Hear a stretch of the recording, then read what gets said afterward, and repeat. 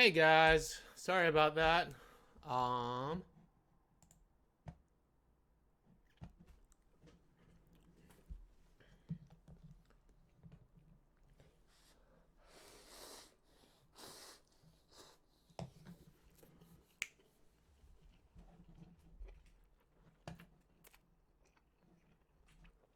hey guys, let me know if the stream is working.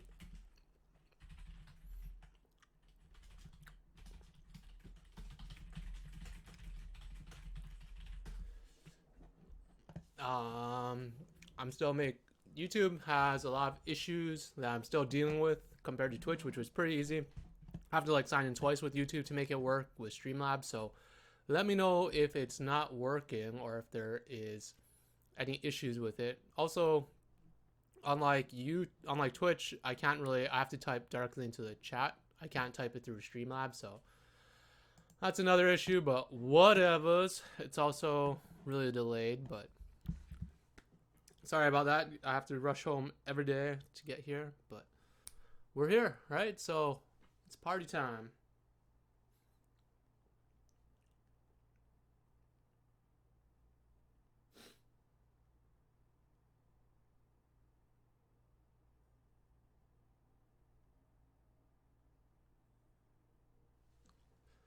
Hey, what's up, Happy Wally? Sounds good. Cool. Let me just type out this tweet letting people know that it is working now.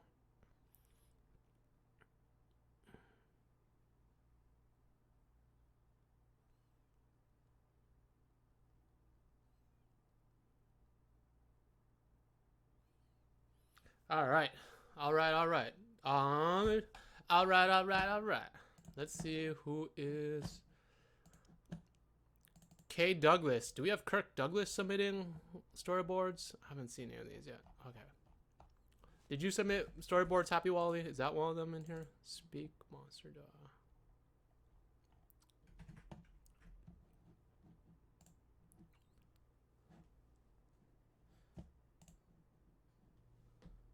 Boop. Um. Uh, uh, uh, uh, uh, uh. So let us see some stuff.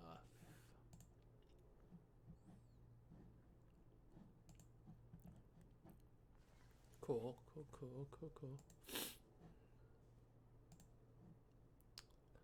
Well. What is shaking, bacons?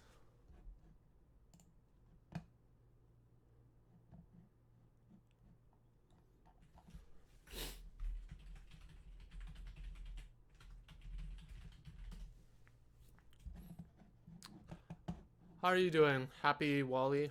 You having a good day? Nope. Not a problem. Not a problem at all. We're still gonna have a good time. Super jazzed about tonight. Just thinking about a lot of things recently in my life, and it's just I'm really fired up about some stuff. But we'll get into that later. Um, it is 8:12. I'm gonna eat a little bit of noodles because I'm really hungry for some reason, and then we'll get started in a little bit. We'll talk about storyboards. We'll talk about whatever they showed us here, storyboards. Yeah, we'll get on that. Well, tell me a little bit about yourself, Happy. Have you watched the streams before? Are you studying storyboarding as well for school or anything?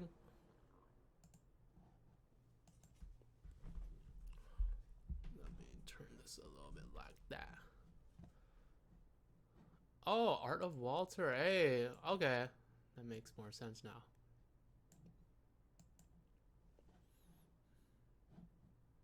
You got back from New Zealand. Oh shit, that sounds like fun. Where'd you go in New Zealand?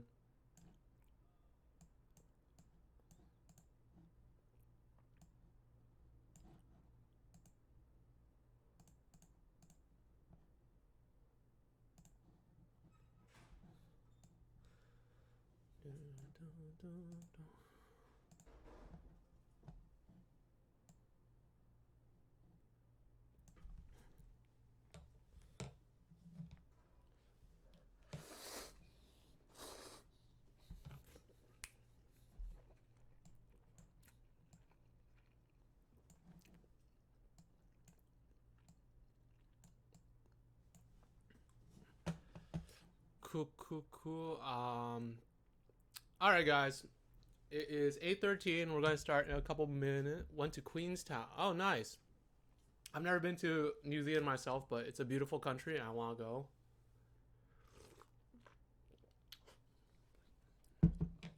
Art of Walter says it's really picturesque, super picturesque. Yeah, New Zealand is interesting because it reminds me a lot of Hawaii. The landscape is very volcanic.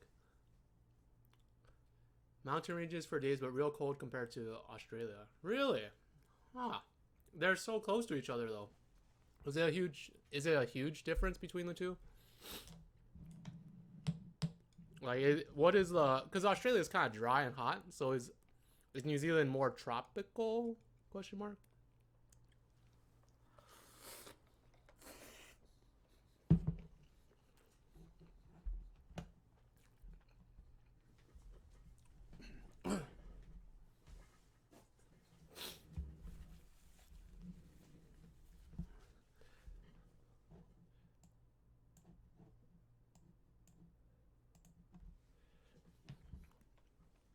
Sorry, guys, if you're coming to the stream, I'm eating.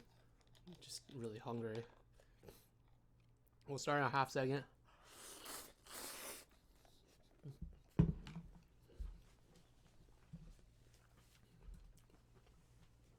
Oh, man.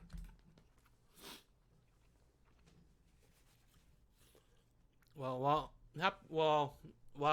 Art of Walter types up something about New Zealand and Australia, recently I've been listening to the Hamilton soundtrack. There's a lot of... Wow. Art of Walter says it's winter in Brisbane, which is 77 degrees Fahrenheit, and over there it was like 35. That is a pretty significant jump. I'm surprised it's like that, but maybe because New Zealand is much smaller and further south, I guess. That's why. Maybe. I don't know my geography of Australia very well, or the southern hemisphere.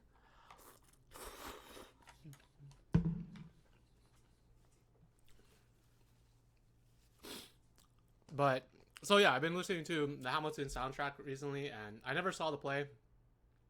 I wasn't really... When I first heard about Hamilton, I wasn't particularly interested in it. I thought it was kind of like a kitschy thing for someone to turn Alexander Hamilton into a rap. And I was just kind of not really digging it for whatever reason. But recently, one of my friends told me to listen to it, and she played me a couple of songs, and it's amazing. Like, I think it's amazing because the story is good.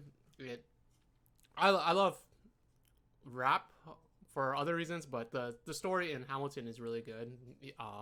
Lin-Manuel really captures the ups and downs of his life and the importance of what he did. And I think there's a lot of parallels between that and how I feel about life in general. The rapping alone is really great and fun, and I never used to listen to rap too much up until maybe like 6 years ago. No, probably longer, about like 10 years ago. And it's, man, yeah, there's a lot of bad rap out there, a lot of just like money, drugs, and hoes, but there's a lot of good rap, and they're like a lot of like inspirational things. If you listen to the lyrics, it's, man, sometimes it just gets me fired up. I listen to them at work sometimes when I have like a hard section, or if I need to get a lot of work done, I'm like, all right, time to hear about other people's struggles and remind myself that, you know, I was there at one point. Remember that the times when I had to like work hard to get to where I am now. And, you know, it's good being reminded of being shitty, of having a tough life. It's always good for me to remind myself that. And so when I do hear songs like that, that like rap songs especially, it fires me up. And Hamilton is all about that. It's about like this immigrant who comes to America and makes his way just through writing and rhyming, and it really, oh man, it just fills me with a fire. Hey Swearwolves, hey Min Maze, how you guys doing? So yeah, if you get a chance, I would highly suggest listening to Hamilton. I think the full soundtrack is on YouTube somewhere. It's if you listen to any rap, you'll like a classic 80s rap or even early 90s rap, you'll hear a lot of references in there, and it's so good. Caleb Carr as favorite artist, I'm kind of a little bit weird in that sense. I think my favorite rap album of all time is College Dropout by Kanye West. It is so good. So this was before Kanye West was famous, before he was like crazy, before he had like any serious amount of money. At that time when College Dropout came out, people only considered him a producer, and he was well known for producing beats and the blueprint for Jay-Z. He won a couple Grammys for that, and he's a really great producer, don't get me wrong. But that album just, it's like humble Kanye, the Kanye that talks about like not being recognized as a rapper and having to like fight his way to the top and having to really work for things. Like he talks about working at the Gap. He talks about how his teachers didn't believe in him. Like all these things that I think are very, very relatable for people. And the beats are so good. The I can listen to that album anytime, like on repeat, because the soul beats, the songs are so good. Everything is just like, oh man, I just jam out to that. Another good one is I like Childish Gambino. I liked his earlier stuff. His flow wasn't that good, but his wordplay is amazing, and uh his story is also very different, because I think a lot of people think he's rich, or at least he started off rich, but actually he was very, very poor, and he talks about that a lot coming up, and about how people don't recognize him as a rapper as well, because he's like a writer and he's kind of nerdy and doesn't talk like other rappers. So again, another story about like struggling. His EP is really good, and Camp is okay. I think people didn't like Camp because it was kind of chunky, but I I found a lot of what he said on it relatable. Another good one is Lupe Fiasco. Lupe Fiasco's first and second albums are really good.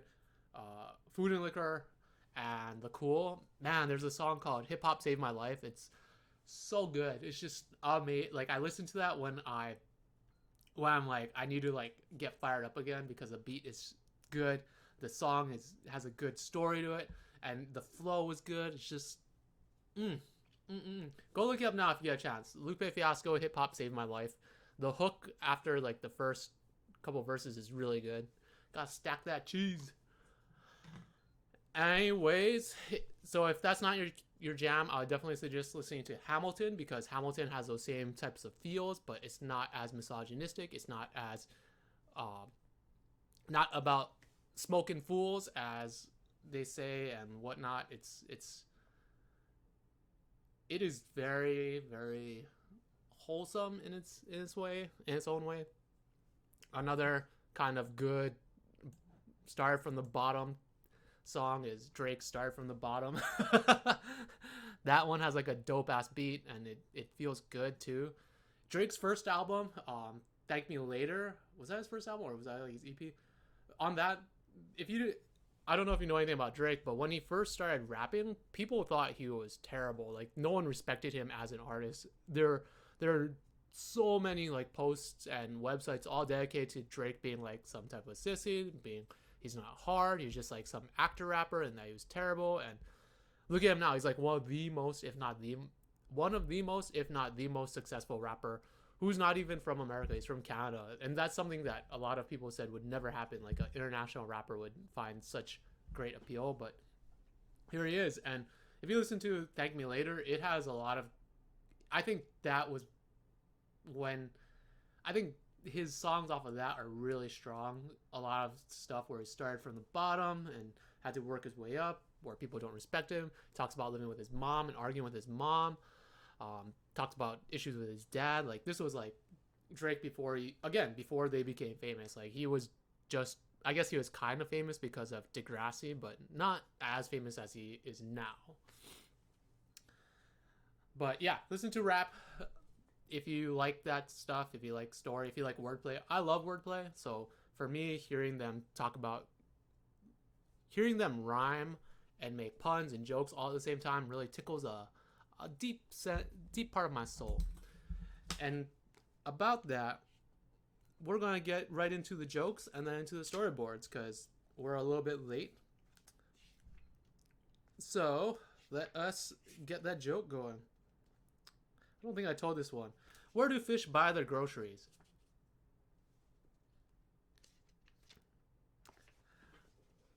At the grouper market. Oh, that's bad. That is real bad. Here's a better one. This one's way better. What do you call a 90-year-old woman who eats porridge? What do you call a 90-year-old woman who eats porridge?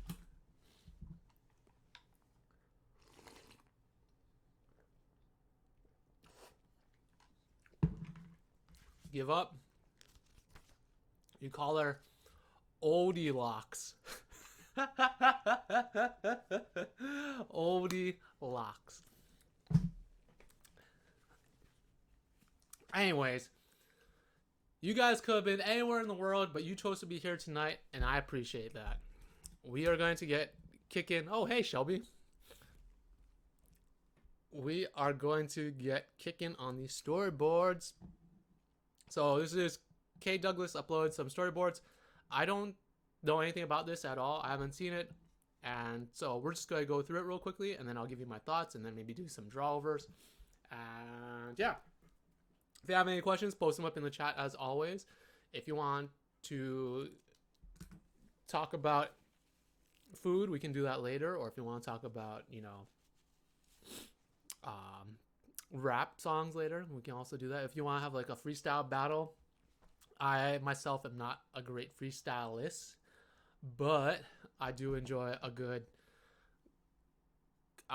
good wordplay thing type cipher. Anyways, so we're gonna get into the storyboards now. Truck spaceship comes in. Is this Cowboy Bebop? Did you draw Cowboy Bebop? Is this are you playing to my loves in life? So truck comes in. 3, 2, 1, let's go. We cut to the inside. Someone's sleeping. A trucker lifts up his hat, who kind of looks like Spike. What? Oh my god. Are you like Spike, Cowboy Bebop? I gotta show you guys this, because this just feels too much like Cowboy Bebop, and someone's just trolling me now. Cowboy Bebop movie channel. Oh, sorry, I hit the mic again. Where is that scene? Spike, Cowboy Bebop. Because this definitely looks like Spike wearing the hat in the Cowboy Bebop movie. If only I could find it.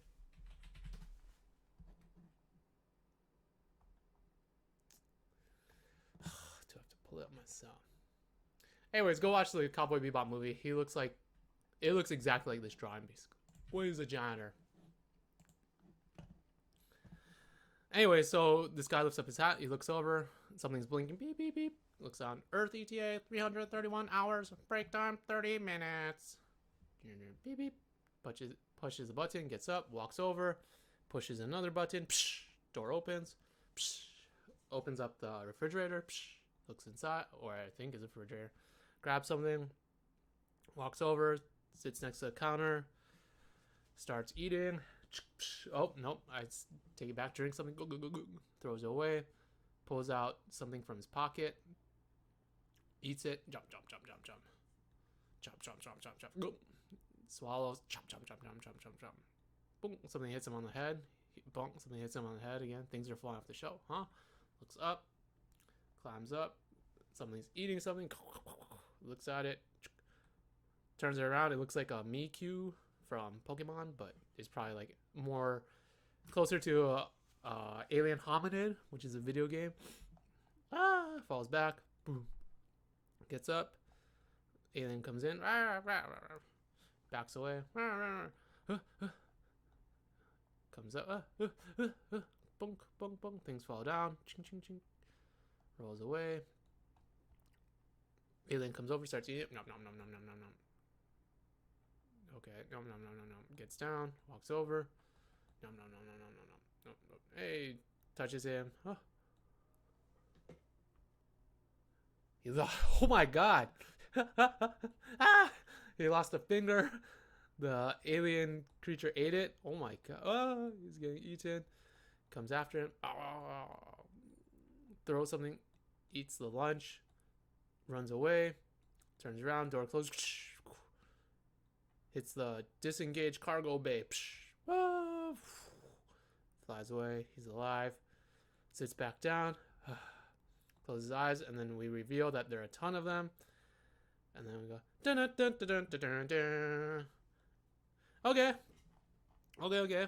I think this is a pretty typical story of people finding aliens eating their stuff on their spaceship.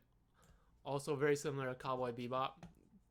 Look up the episode where they are hungry and there's a refrigerator that they have to get rid of. What is it? Kids in the Closet or something? Kids in the Closet? I forget what it's called. Anyways, yeah, look at that if you want another version of Aliens in the Closet. So I think the beats are there of him getting up and doing stuff. I think you might need some work with is the composition and shot choice. Like, I think you have the right sensibilities. I think it's just like finessing the more technical side of the art. So, for example, let's go back to the start. I think this is a fine shot to start with. You have some nice compositions here leading things in. Let's open up Storyboard Pro. Let's open up not Storyboard Pro, but Photoshop. Photoshop. Photoshop. All right, move my mic over. Hey, Kasim Douglas. I assume that's your work. Just putting 1 and 3 together to get 5. I figure that's you. So let's take a screen cap of this. So I think, like I said, this is like a okay composition to start with. I think you have some really good ideas for leading the eye and whatnot. One thing first off, this shouldn't be your first panel. You should have the spaceship you should have the spaceship not in the shot when you start it. Have it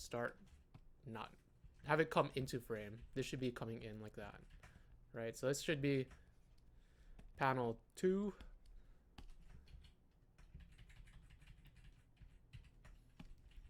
Panel 2. Panel 1 will be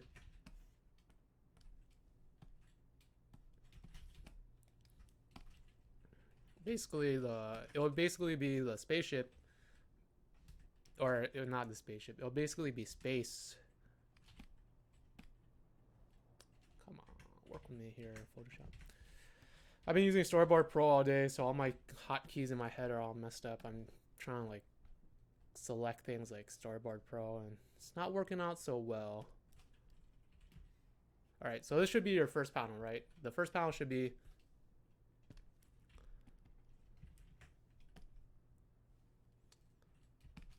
move all this down. Your first panel should be an open spaceship, and then open space, and then the spaceship comes in. Chunky pen. Let's see what this chunky pen looks like. Just so that the animators know that it doesn't start in frame, unless you want it to start in frame, but I don't think that's what you actually had in mind. So in this next shot, it's fine. Like I said, the composition is, you have some nice things leading the eye and whatnot. I think you can really push it further. So I like that you have these things like this and this and this. It kind of like frames the eye going that way. If you really want to sell it, have it overlap and have it get larger towards camera. So maybe you want to add layers. I think we talked about this last time, where you want to be like a lasagna or a tiramisu or a or like a bean dip or like a deep dish pizza, you want those layers. You want to like stack them on each other. You want it thick with 5 C's, like thick. And the way you get that is by overlapping things. So you have this rock in the foreground, which I like. Just have it overlap the spaceship more. Have it overlap the spaceship so that you know the spaceship is going in back of it.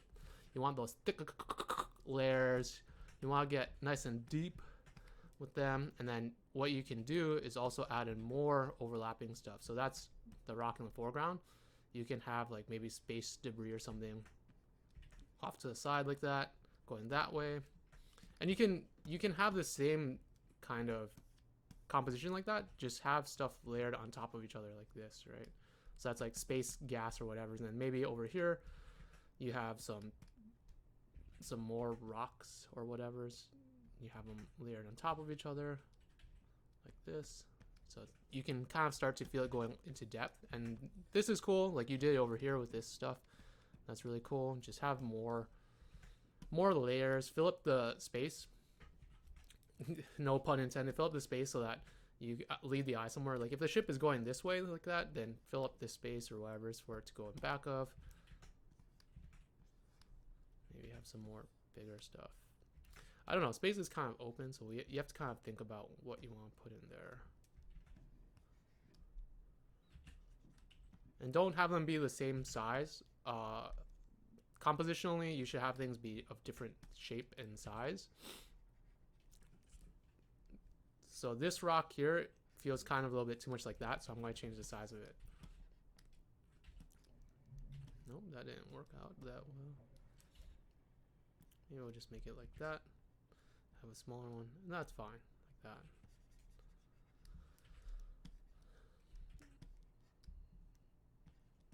Does this make sense to you guys, compositionally?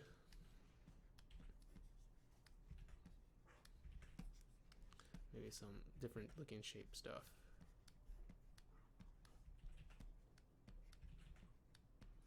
I don't know. Anyways, just make some more layers. Get that thickness in there. The thick. Watch out for your tangents and all that jazz. Oh my god, this is not a good composition. Okay, I'm saying it's not a good composition because these shapes look very similar to each other. This shape here was looking too much like this shape over here. This shape here looks like too much like that shape. And you want to not have repeating patterns in your work unless it's intentional. You want to have large, medium, and small things. And you want to not have all equal shaped stuff. If it's all equal shaped, it gets boring. So you want to have some variety in your shapes. You want to have large, medium, and small stuff, and you need to kind of like find a way to organize them so that they layer on top of each other like this without looking too much like everything else. So maybe we can just change that to something like that. Give it just a different shape.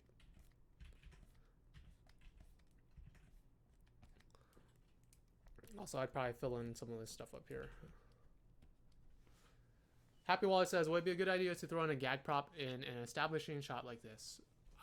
You could. I don't see why not. If that's your intention, you could. On comedy shows or comedy sequences, I always try to pack them with as many jokes as possible. So I'll try to figure out if I can put something in there. Like maybe I would put in swordfish up here. Maybe it's like a broken swordfish. That would be funny. Boop.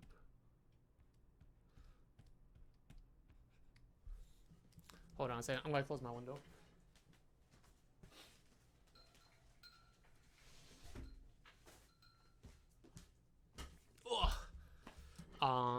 Yeah, so make sure your compositions kind of work.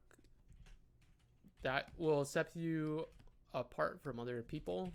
It's a good way to, if someone has good compositions in their work, that is a good way to know if they are skilled or if they have been studying that stuff, because it's one of those technical skills that you need to have. Okay. So it comes in like that.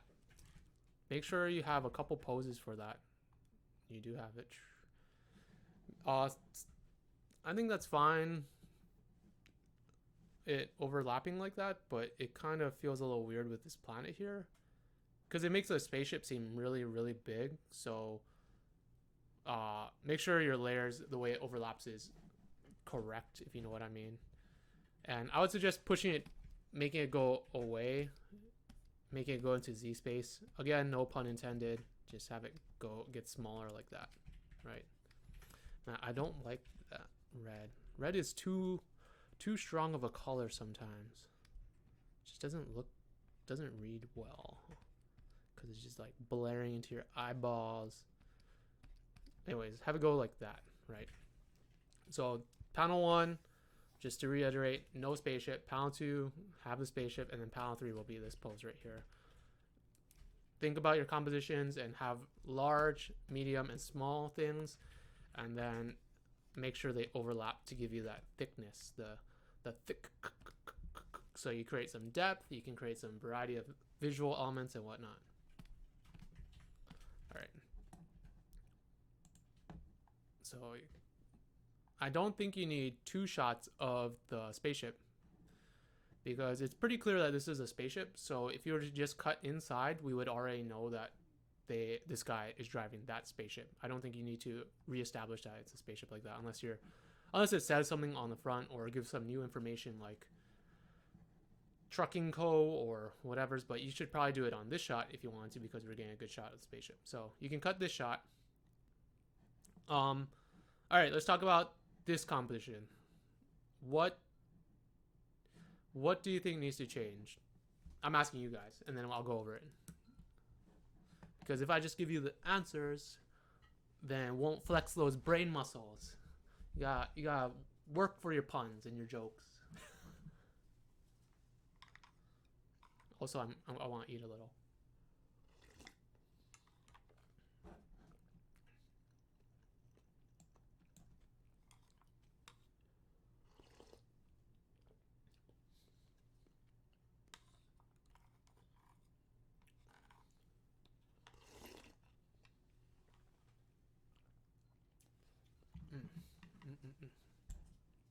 Anyone? I know the stream is a little bit slow, so we'll wait a little bit.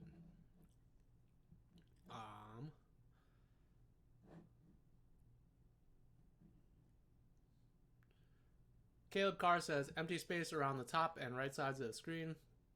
Shelby says it's a little bit of a down shot. What a guy says right side might be too empty. So I think you guys are correct.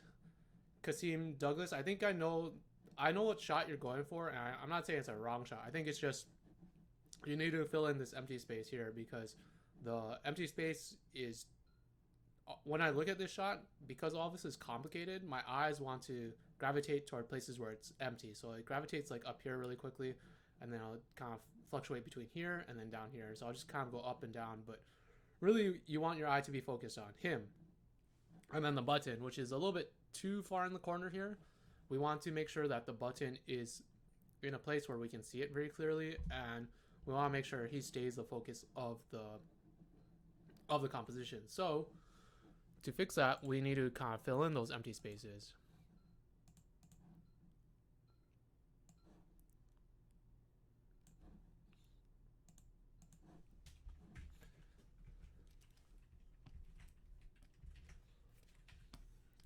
Right, so first let's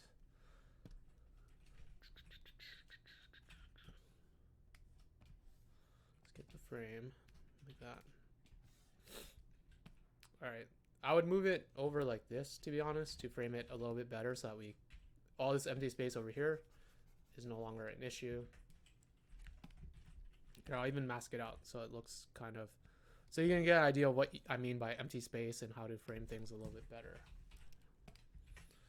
So right, this is the adjusted frame. Now we don't have that issue with the empty space in the previous shot, right? Like in the original shot, it's very distracting over here, but once we put it on like that, and then kind of clean it up a little bit,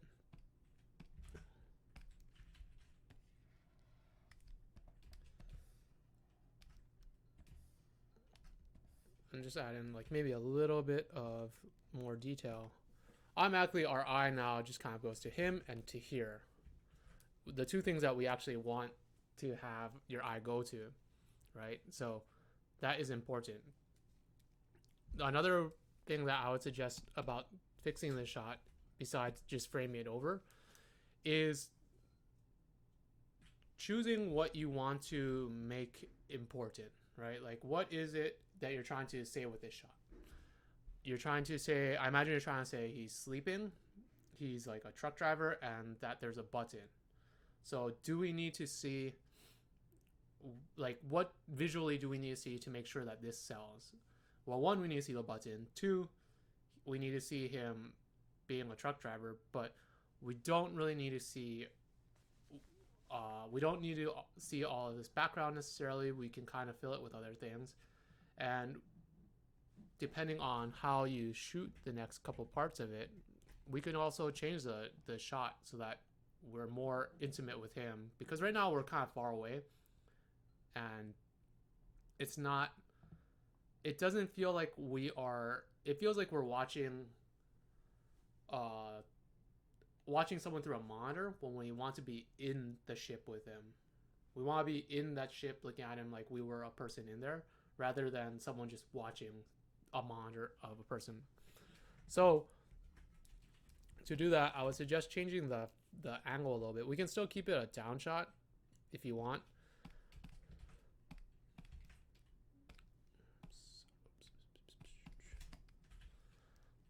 What I like to do is, if I'm going to have something small like a button, I tend to make it bigger in the frame or include it so that later on when I like truck out or something, it becomes important. Right? Like, have it be a big thing in the frame so that when it does light up, we know that it's there. And then we don't need to see the background of him a whole lot. So instead, I'll have maybe like, this is fine, like, let's stay with the hat pulled down. I like that. Oh, I didn't thank you, but thank you for uploading your storyboards, Kasim. I really appreciate it. I hope, I'm not trying to be hard on you or anything. I think, like I said, I think there's a lot of good stuff going on with this. And if you have any questions, please let me know. So we'll give him spike hair.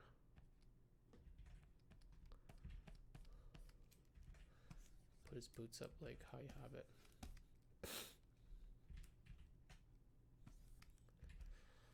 Okay, doesn't look good.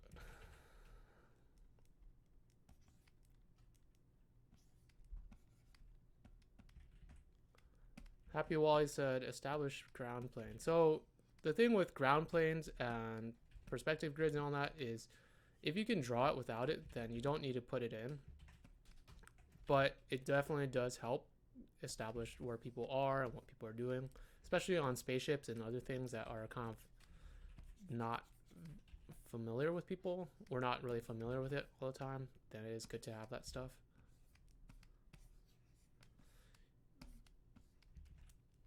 I'm going to go a little bit rougher with the drawings because I'm not drawing so hot right now.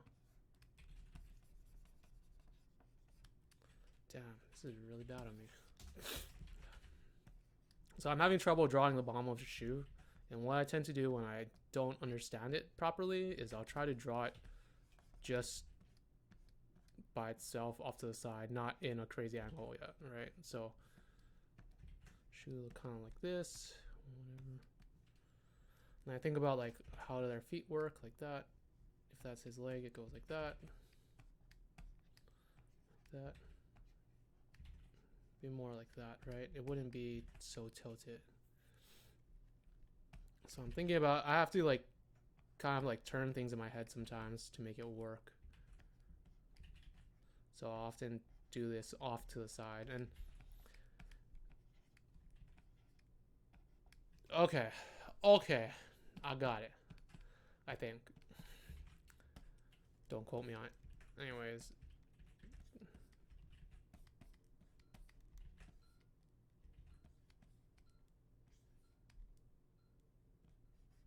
it's because I'm too tight. I need to loosen up.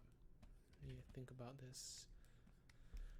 I also think it's because when you draw, you use a different part of your brain than when you speak. And right now, I've been listening to a lot of word stuff and audio stuff, so my head's in like the word space right now. Like, if you were asking me to make some puns about spaceships and like shoes and stuff like that, my brain would be all firing on all cylinders. It'd be popping off. But right now is not the time for that, guys. Right now is the time to draw some shoes, get a little soulful with it, if you know what I mean. Help you guys get a leg up on the competition.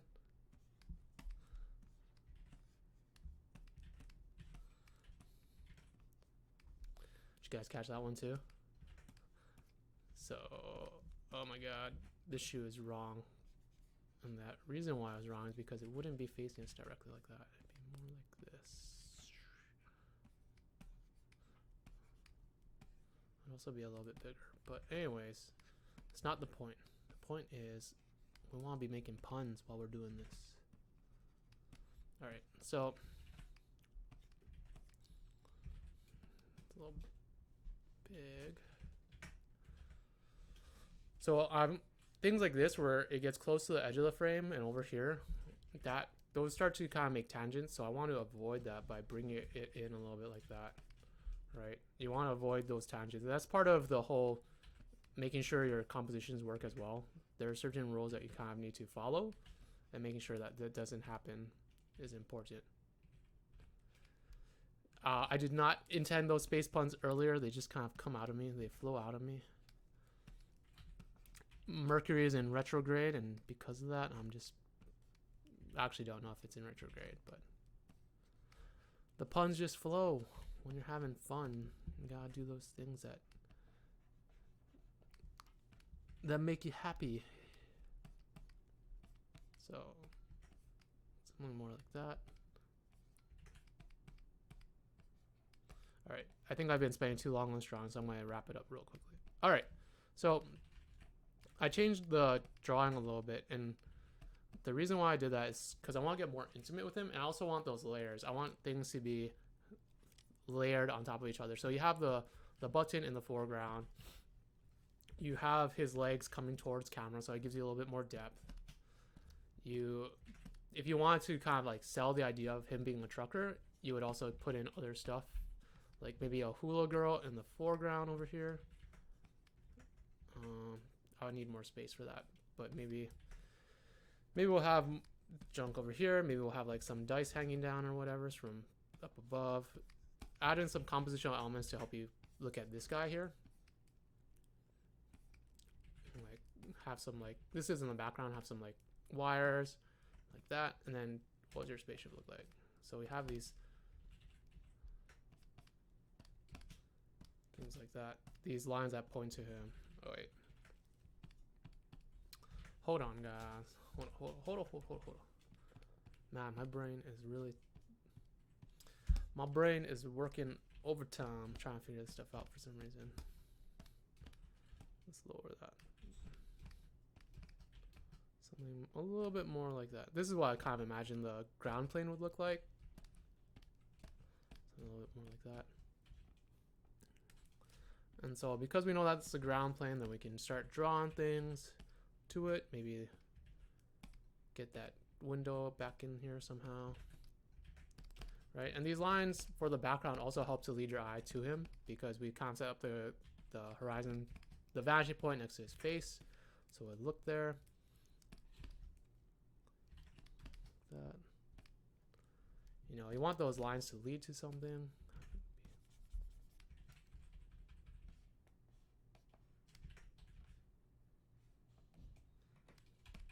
Yeah, this drawing took a little bit longer than I wanted to. Man, I can't draw today, guys. What the heck? So something like that. Oh.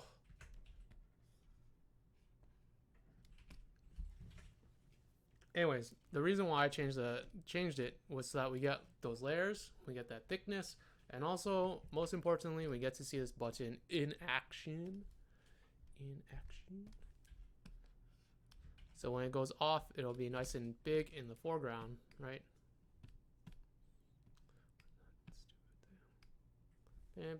So if you really want to play up all this stuff, I would suggest starting with a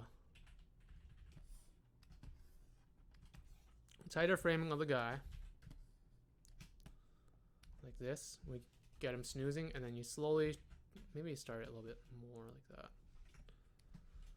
Tighter frame of the guy, and then slowly truck out as the button goes off. So we reveal the button together. So we see it come out together like that, right? You get a little bit more of those lines that I was talking about. You get a little bit more depth, and that's the reason why I changed it, just for composition only. The shot, I think, is fine. It's just the composition needs a little bit of work. But otherwise, it's conveying the same amount of information. Does this make sense? I'm a little bit all over the place right now, but if it doesn't, I can go over it again and clarify. So let me know.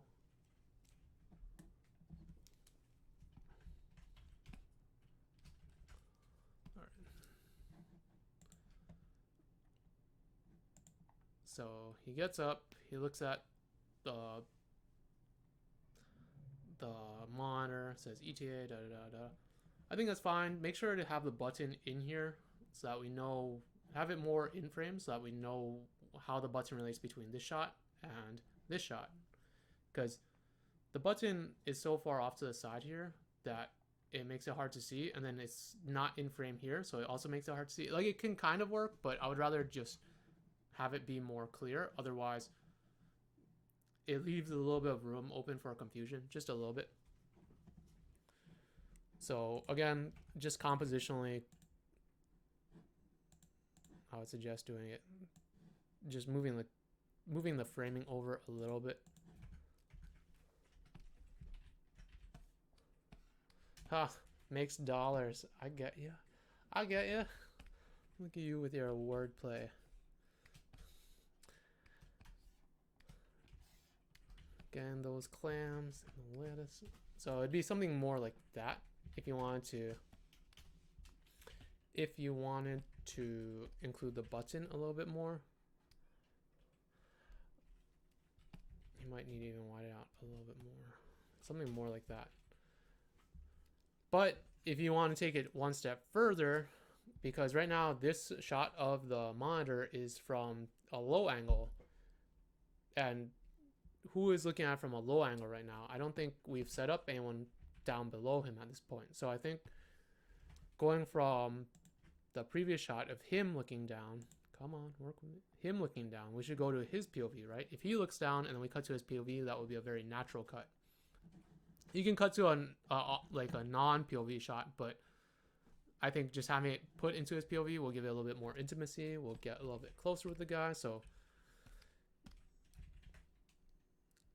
let's copy this.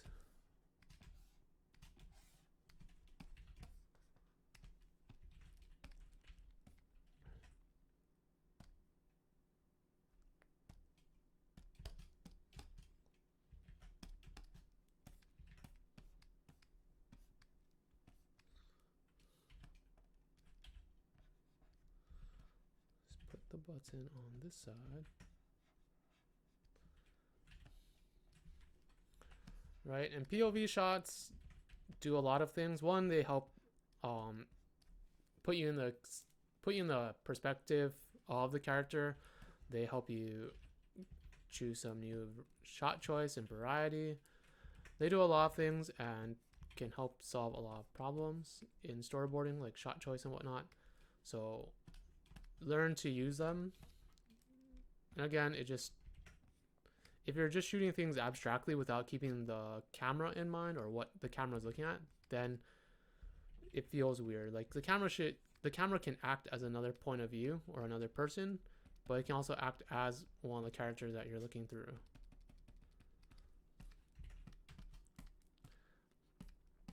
This shot is a little bit flat, so add some depth, add some things. If you want to, even add in the guy's head over here, just for layering effect, but I think we can kind of do without that.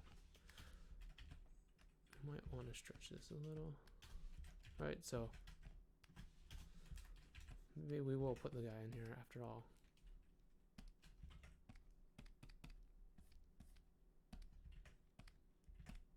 Here's where you put that hula girl in if you want. And what other Pokemon and whatnot stuff. Give it some personality, give them some fun.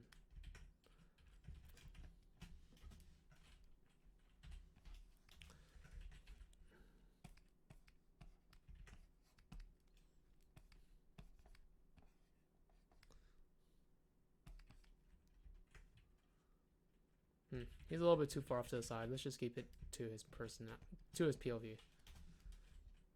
I think I didn't draw as well, but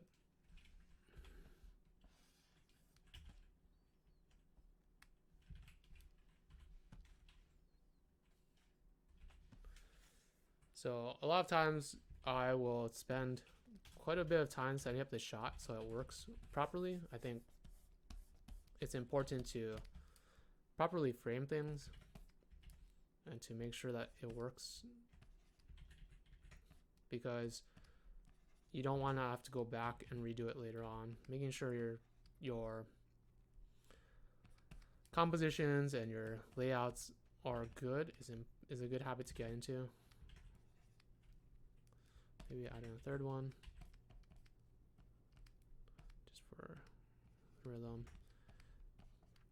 When things are evenly spaced, it feels weird, and when you only have two things, your eye will always compare it. So I tend to draw things in odd numbers, like 3 or 1 or 5 or any other odd number you can think of. You know, add in some stuff like that. Maybe add in some other junk over here and whatnot. Give it some layers, like I was talking. Give in that thickness. Add in some thickness. Add in more buttons. Right, you want to give it some visual variety. Make it fun for the viewer, for you and me. Maybe don't add in another circle because we already have that circle here, so add in like a different shape or something. Maybe some cool looking wires coming out. Whoop. Maybe a picture of his wife or something over here. Have it like overlap a little bit. Maybe it's a picture of his dog. No, you know what it's going to be? It's going to be a picture of a lasagna to remind you of those layers. Lasagna. It's a me. Lasagna. Or is that a tiramisu? It doesn't matter. They both have a lot of layers. Okay, so I think you guys get the idea. Making the POV, add some layers, make sure your composition works. Just give it a little bit of variety. I think if you're going to put the lasagna there, maybe move the earth closer this way. I think, again, it's kind of getting a little bit confusing because we're not focusing on the monitor screen. So let's reestablish and rework this again so that it works. We're getting a little bit off track with the other stuff. Take that out, add in the button. So this is a lot of what I do. Drawing and then looking at it, drawing, looking at it, make sure it works. And it's okay if it takes you a couple of tries to get what you want, because that's what everyone does. No one really draws it on the first shot.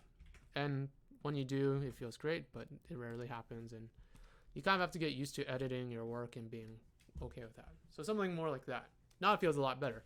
This is more center. We have the earth being center. We have all these complicated shapes over here, but the thing that we want to focus on is very clear and simple, so our eye goes to it very quickly. It's like the reverse of what we had earlier with this guy, right? Since this was all complicated, I just went to somewhere simple.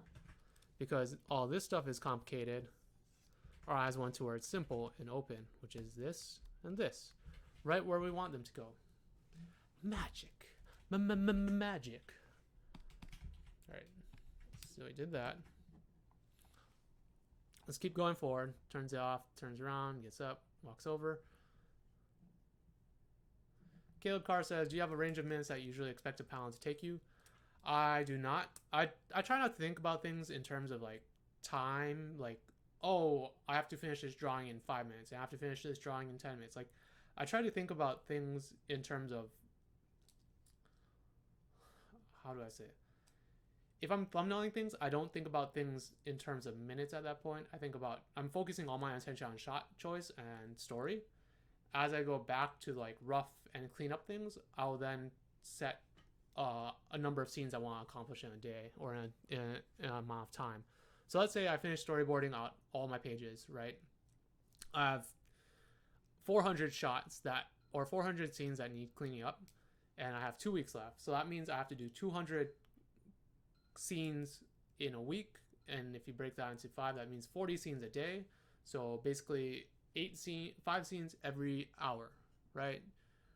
Does it make sense? Because if you have 200, you divide that by 5, so that's 40 a day, 5 being 5 days a week. So you have 40 now in the day, and you divide that by 8, which is 8 hours. So that's 5 shots or 5 scenes an hour. And if you want to get technical, then that comes down to like 12 minutes per scene, and that means cleaning up all of it and adding in all the poses and whatnot.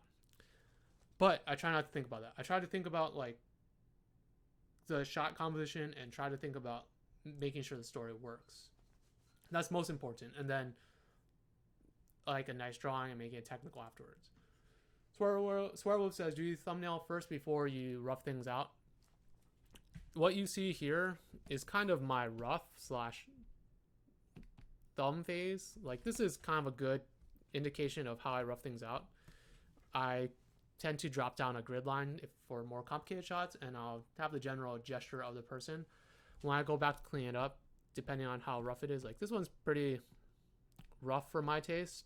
Some people are okay with it, and depending on the show, it might be fine. But if I were to go back, I'd probably give it a little bit more love. Probably look up how to draw these damn shoes, or how to draw shoes. So I'd probably do like that. Spend a little bit more time. Add a couple more details, you know, and then sides of the shoe like that. Oh shit. Maybe give it the jeans, have more overlapping features here like that.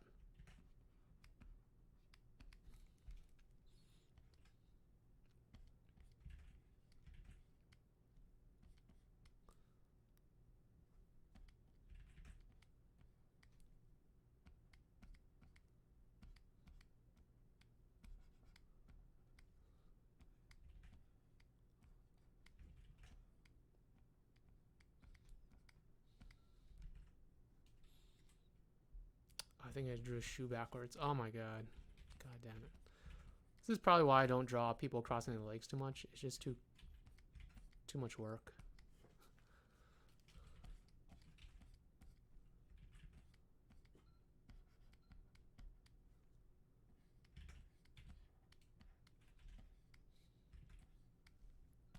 Something more like that, right? And now I'd go and kind of clean up all this other stuff here. Make sure the guy looks correct. Even this is a little bit too rough for my taste, but that's okay. I don't usually draw in Photoshop anyway, so we'll give it a little bit more fancifulness.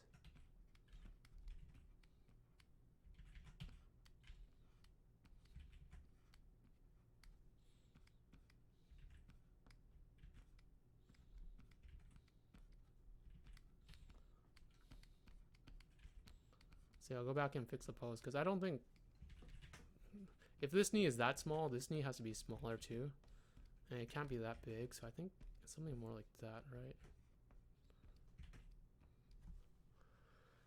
Anyways, Minway says, which do you tackle first? Difficult ones first or easier ones? I always just do it in order. I don't separate things out by difficult or easy unless it's an action sequence and I know I'm going to be tired later on. Then I'll do the action sequence first and then go back to other things. But when I'm going through my rough phase, I will always do the first shot of every scene. So let's take this for example, right? Like during my rough phase, I will do the layout for this perfectly. Like after I figure out what shots I want and the flow of it, I will clean this drawing up first, just so I have a layout to work off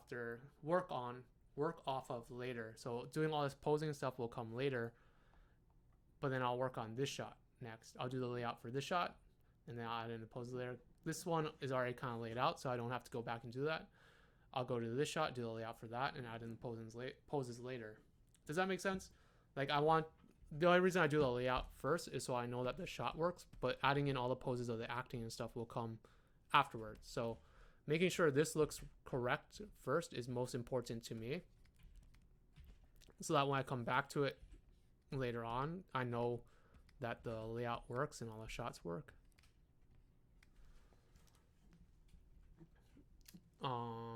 Caleb Carr says, when you say scene, do you mean like one shot or an entire scene's a shot? So when I say scene, I mean this would be scene 1 or scene 3 technically, because there are 2 shots ahead of it.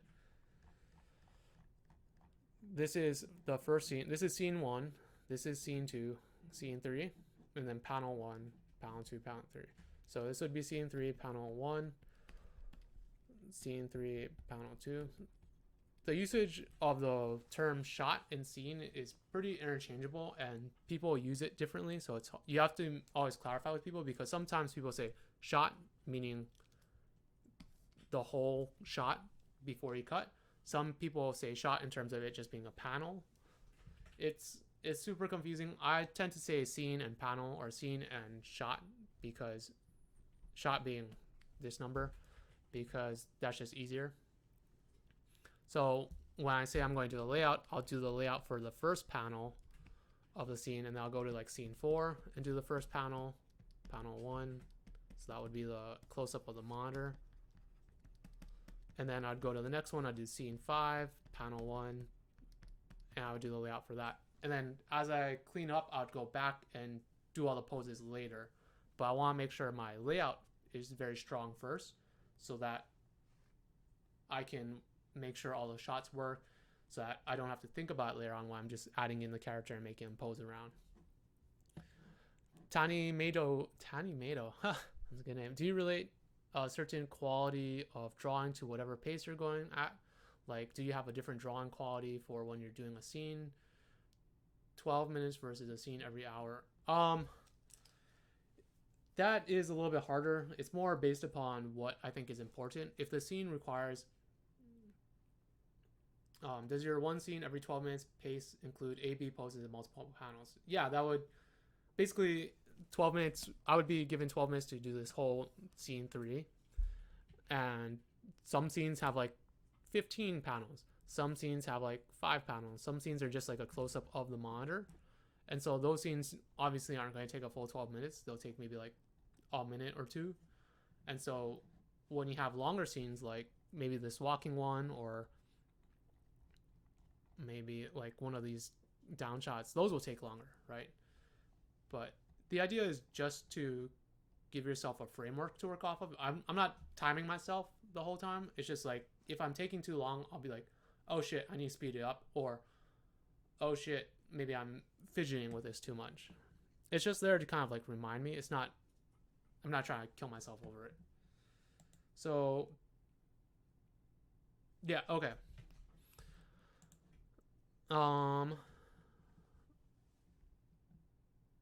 So let's go back to the story, because I'm forgetting. So he gets up, looks at the thing,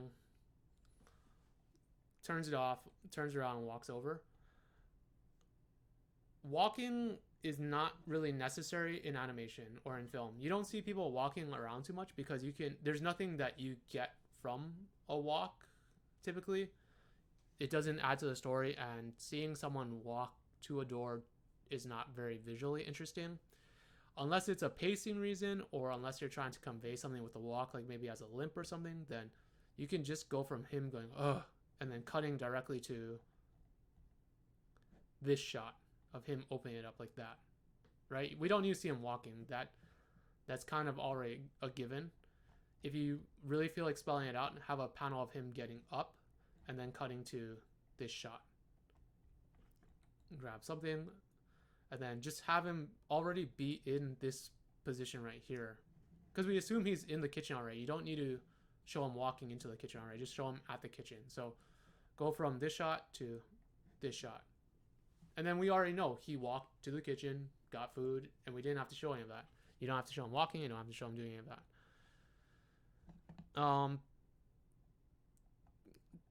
Drinks, eats.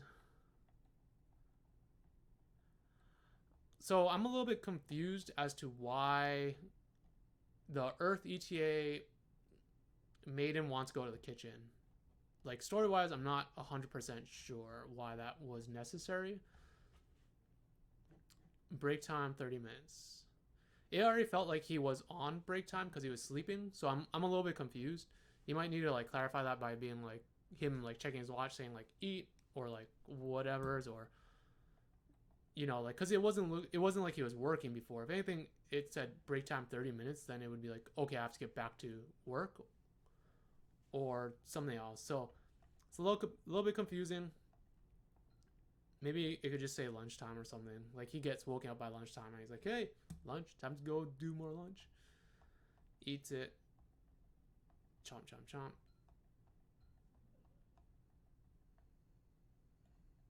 You might want to get to the thing hitting him on the head faster. You could probably just have him open up the soda and get hit on the head. There's no reason why we need to see him eat something and then get hit on the head, because what happens after doesn't really relate to him eating. Again, like all your shots should kind of like relate to the next one, to the next one, to the next one, right? So if we see the monitor should inform him to go to the kitchen. If he goes to the kitchen and he gets a soda, the soda should play into some part of why he's getting hit on the head by that thing or by the alien. Eating because Kasim says he's eating because he's bored. Then I think it's important to establish that, like, maybe it's not break time 30 minutes. It should say like ETA Earth 7 billion hours or something. And he's like, ugh. And you know, you would have to have like a shot of like him looking at his watch and it says like 1 minute, or it says like 12:01, and then he looks back at the thing and it says Earth 6,999 million until ETA, and then looks back at his watch and it says like 12:02. Like, you need to establish that it's the slow passage of time that's making him bored.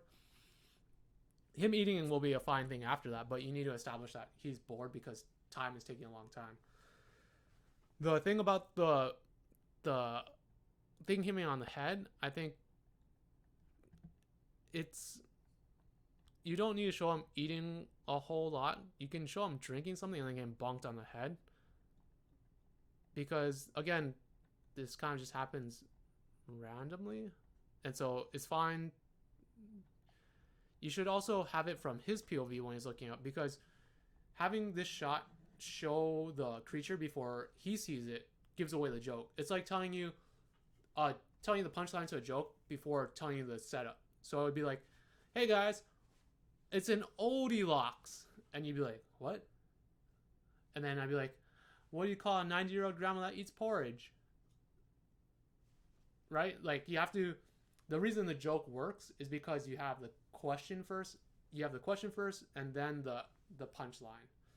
So this is kind of the punchline here. We're looking at the thing that's already throwing stuff on him, and we want to reveal the punchline at the same time the character sees the punchline. Right? So this is fine. Him climbing up is fine.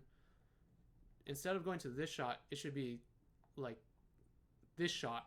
We should slowly pan up to the shot of this creature thing. Does that make sense?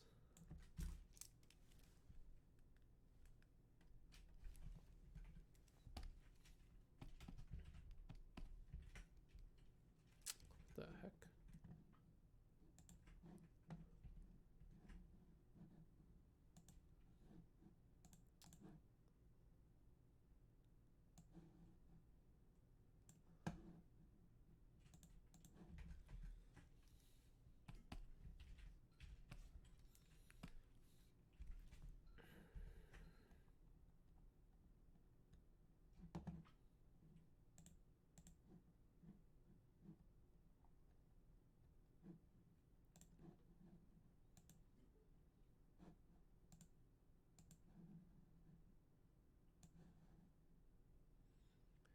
What I'd like to tell people is, if you can tell a joke, you can tell a story. If you're good at telling like knock knock jokes or telling stupid pun jokes like I do at the start of this, then you can tell a story, because every joke needs a setup and then a punchline. Setup, punchline. Every story needs to have a setup and then payoff, right? If you can do that, if you can understand the relationship between setting something up and then paying it off, everything else will fall into place, because shots are the exact same way. You can set up shots to lead to something.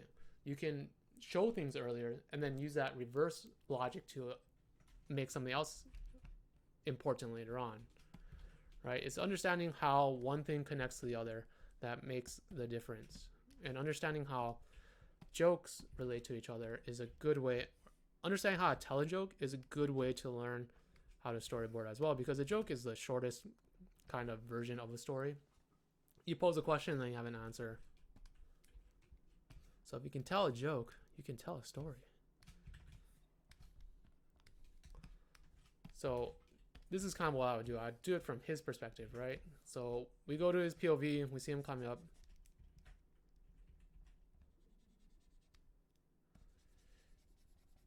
Ace says, is there no hope for people who tell terrible jokes? I mean, I tell terrible jokes all the time. There's nothing wrong with that. As long as you tell them well and laugh at your own joke. Right,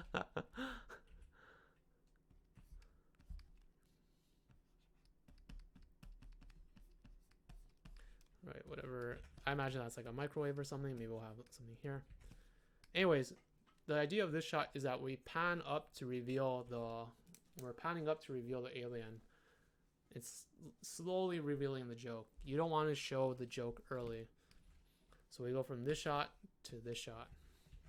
Or we don't want to reveal the punchline early. We want to reveal it with a character.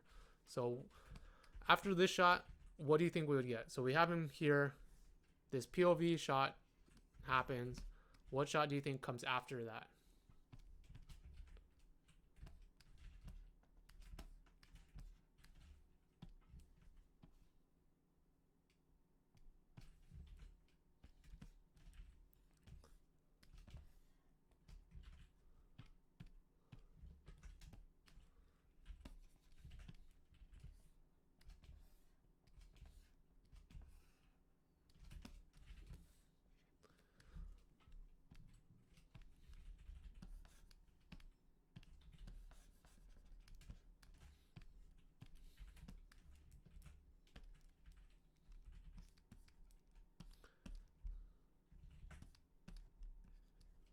Yeah, reaction. Caleb Carr with the reaction. Yeah, we want to see his reaction. We want to know if this is something normal in his life, or if this is his pet or whatever's, right? Like, this could be any number of things without the reaction. Because it could be, if it was like Pikachu and this was Ash, and we didn't know at first, he wouldn't be scared, right? Like, we want to know how to feel when he sees this. Maybe in his world, these things are very common all the time, and he's like, oh, it's just another, rat in my kitchen, whatever's.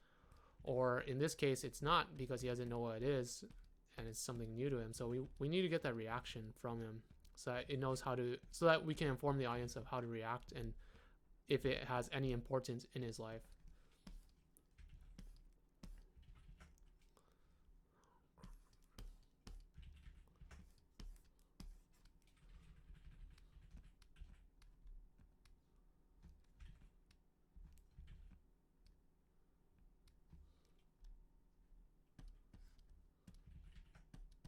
Wait, he needs spike hair. Sorry, guys. Drawing him off model. We need more spikeness in here.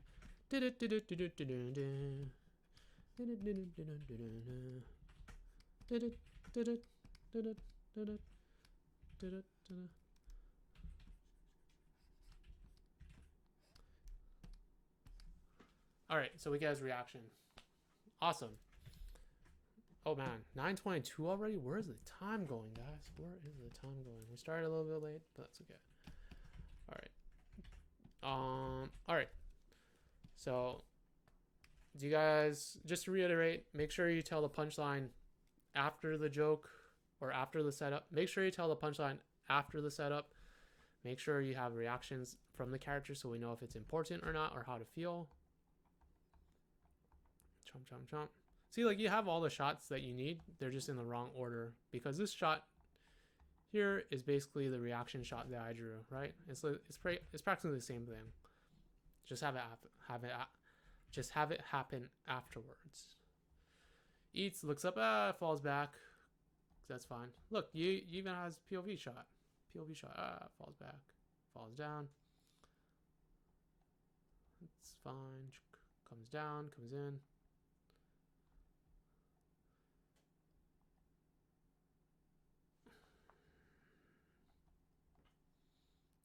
Backs away. Gets up. He's super scared of it. That's fine. Falls down. starts eating it. Just be careful. This shot is kind of confusing because I think he's higher than the thing. He's not on the ground in this shot. Yeah. So you need to draw it from a down shot. You need this perspective to kind of be a little bit different.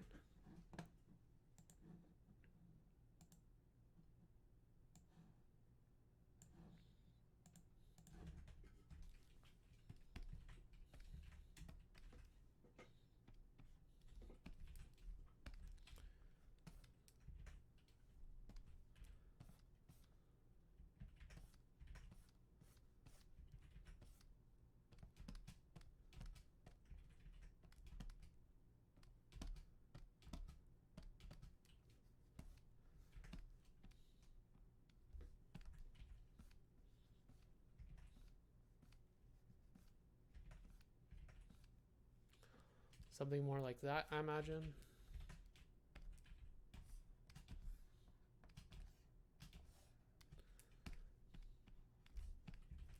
Just you wait.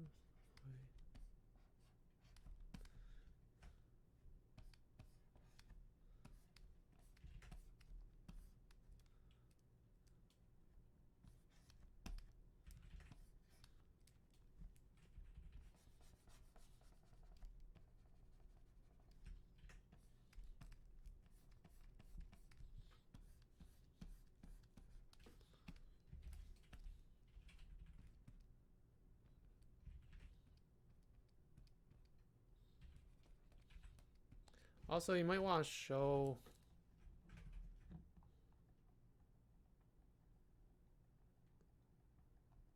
its back is turned toward us. Never mind. That's fine. You can have its back turned toward us. Eating whatever's, but I think this is the type of shot you're looking for. Just make sure your ground plane matches the perspective, the proper perspective. It'll take a little bit of practice, but once you get it, it'll open up a world of possibilities for drawing things, and it'll make it easier and easier every time you do it. The first couple of times it'll be tough, but it'll get easier every time. I think that's more like that. All right, pets it. His hand switched. Wait. He's petting it with the right hand in this one. Petting with the right hand. And then this shot, his left hand is forward. Ooh, we'll make sure it hooks up so his right hand should be petting it. This one should be petting it. Bites it. My hand. Yeah, his right hand got bitten. But in this shot, it was his left hand.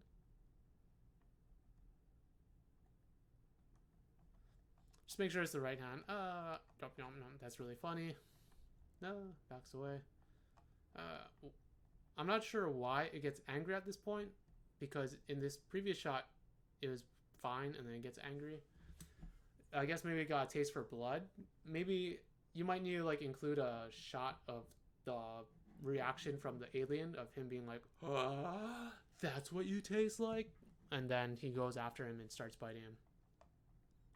Boom, bumps into it, throws it. No.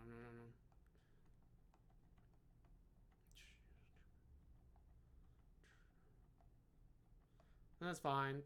You started including Dutch shots here, and I think Dutch shots are more for action stuff, so you should probably include the Dutch shot, which you did here. I think that's fine. Just adjust the composition again so that he's more in frame. I like this foreground stuff, but this guy needs to be closer. He needs to be in frame completely because he's kind of off right now.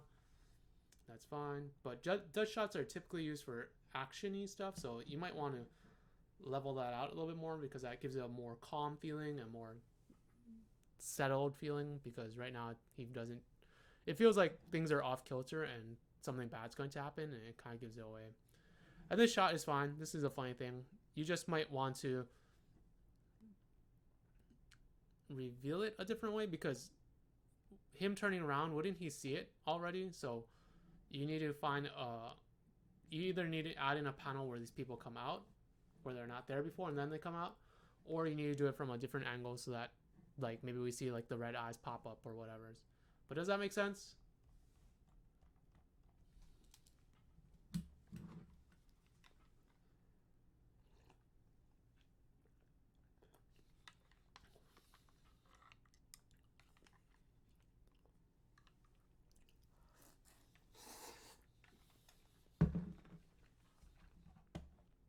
Did anyone have any questions about this storyboard?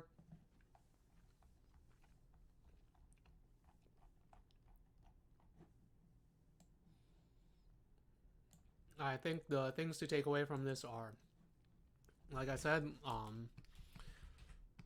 first off, composition, layering things, lasagna, big, medium, small, big, medium, small, layering stuff, and also composition, making sure you don't have empty space, making sure the composition has layers again. Then also thinking about using POV shots, point of view shots, and then also setup and punchline, making sure that you don't reveal things too early unless that's your intention. You want to usually reveal things the same time the character finds out. That's always a fun way to bring people into the story you're telling. And lastly, just make sure your perspective matches the type of shot you actually want. But otherwise, I think your story, like I said, I think the story has the right beats. It's just some finessing in terms of technical stuff and in terms of shot choice. But otherwise, again, I think you have an idea of the type of story you want, and that's typically the harder part of things.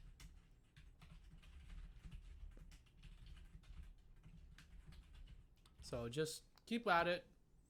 I feel like you are going in the right direction. All right, let's look at the next one. S-Peak, Monster Dog. Oh, I know who this is. Shelby Peaks, Monster Dog. Yeah, nice drawing. I don't know anything about this, so we'll just go through it. And then we'll talk about it afterwards. So we start on a girl, she laughs. Cut to a down shot of the TV, laughing, haha. Cut to a dog. I think this is a pan down. Oh no, it's a separate shot. Drips in there. Turns around. Looks in on the living room. Gets up. Comes over. Grabs the cereal box. Pours it. The dog is looking at it hungrily. Dog runs over. Cut. Tackles. Eating. Looks up. Becomes a dinosaur or Godzilla. Oh, interesting. Wait a minute.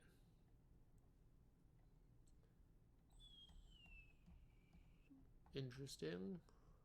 Okay, so it does become the Godzilla because we see the shadow come over.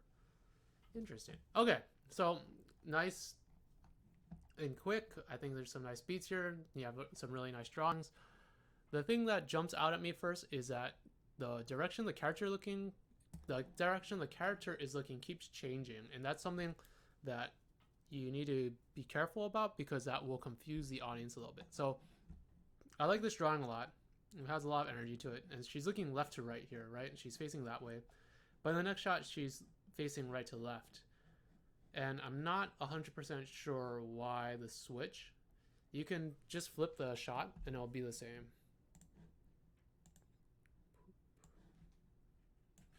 Let's copy this one first.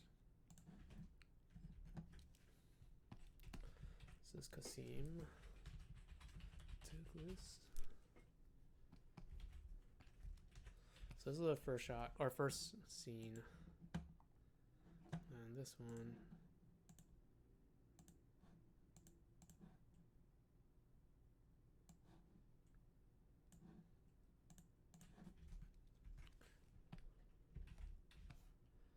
So, like I said, she's looking left to right here, but in this shot she's looking right to left, and that can get kind of confusing because you want to keep your screen direction consistent, and so it's just an easy change of whoop, and it feels the exact same, right? Like it's not at this point. Then you kind of your eye when looking at it, you'll be like, oh, my eye is looking this way. Keep going to left to right, and then this shot. Right to left to right again as well, so that's fine. Just flip it. You might want to, well, let's see what's. I think the confusing thing about this is because we want to know what she's looking at, right? She's laughing about something really hard, and so we should either get a view of the TV or just cut straight to the TV after her laughing. Right? Like if you're going to do this shot to this shot, that's fine. Shelby says, I know I broke the 180 rule so many times that I don't know how to fix it with the current staging. No worries. We'll get to that in a little bit. We'll get to that in a little bit because this happens a lot for everyone. So it's just something that we all go through. So I think if you want to go from this shot to this shot, the third shot should be the TV, whatever she's laughing at on the TV, because it seems to be very important. And I think it'll actually help the story out later on if it's what I think it is. Godzilla. Right? And he's like terrorizing the town or whatever. Maybe he's eating something. But we want to see what she's laughing at. Whether that be on TV or something or whatever else. TV. POV. So we go to that. Because right now it's a little bit confusing why she's laughing so hard. It's fine that she's laughing. We just need to know, we want to see what she's laughing at. So we cut to the dog now, and his tongue is dripping, and it falls into the bowl.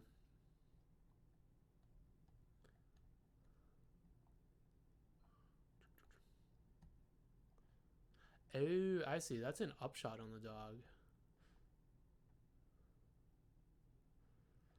Upshots on animals are really tricky, but let's see what you did. That is cool. So if you're going to do an upshot, unless it's a directly straight upshot, usually it'll be converging towards the ceiling will be like more like that.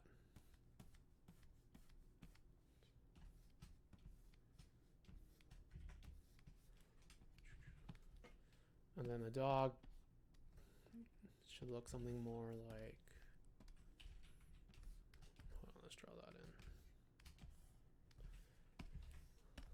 in. The dog should look something more like, its legs should be coming towards like the camera like that a little bit more, right? Like limbs are kind of like tubes, and in perspective, tubes widen out as they come toward camera.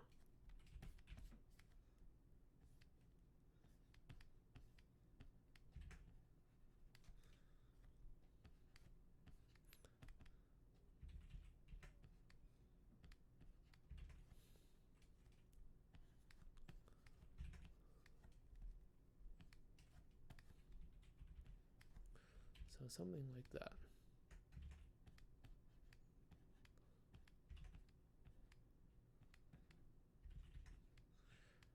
Yeah, very charming drawings, which is really nice because I don't have very charming drawings.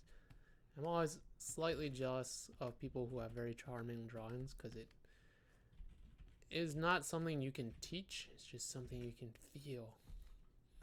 I've tried to make my drawings more charming over time, but I need more practice at it.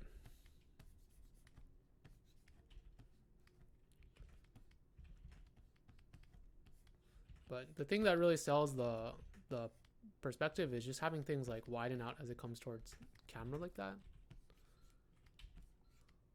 And then again, like layering things like its muscles layering on top. I don't know if that's the exact correct muscles, but we're going to fake it for now.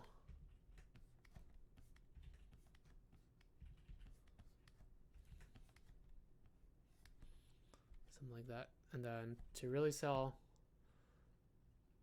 oh, let's move this down a little bit more like that. And then to really sell the idea of stuff falling, it should be like that in the first panel, and then it should be like that in the first panel. The second panel should be like closer, like this.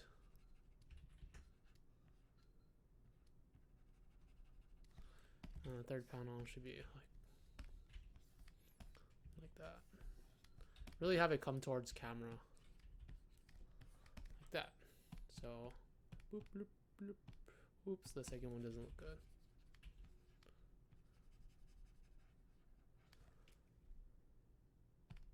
So 1, 2, 3, right? So it's coming towards camera, so we have that depth that we want. We have those layers. We really sell the idea of it being an upshot now of the dog. You can even add in stuff on the ceiling if you want to make it very clear that it's like that it's an upshot. So maybe get some cupboards up in there. Maybe the counter a little bit. Maybe a fan.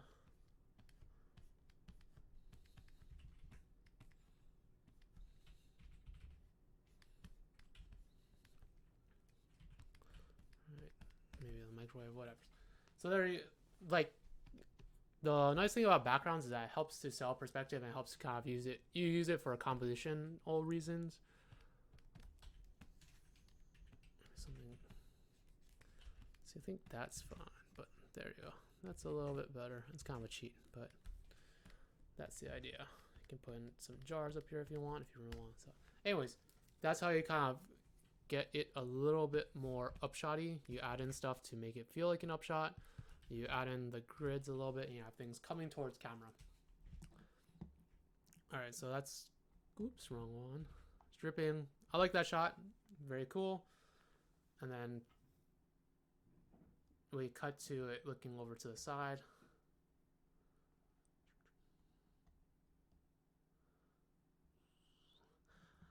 I don't know if you need, well, it does help.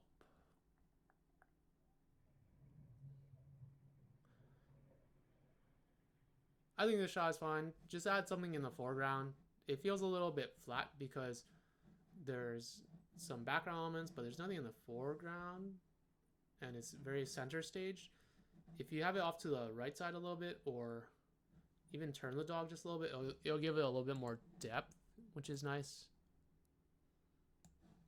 But I do like how you have the drawers leading that way.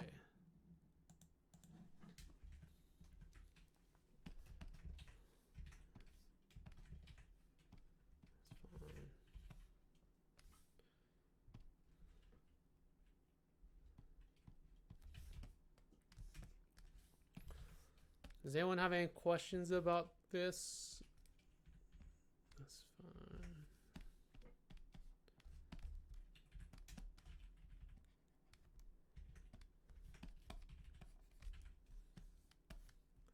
Adding in something in the foreground always helps. Maybe a sack of rice or dog food. Oh, maybe it's an empty bag of dog food.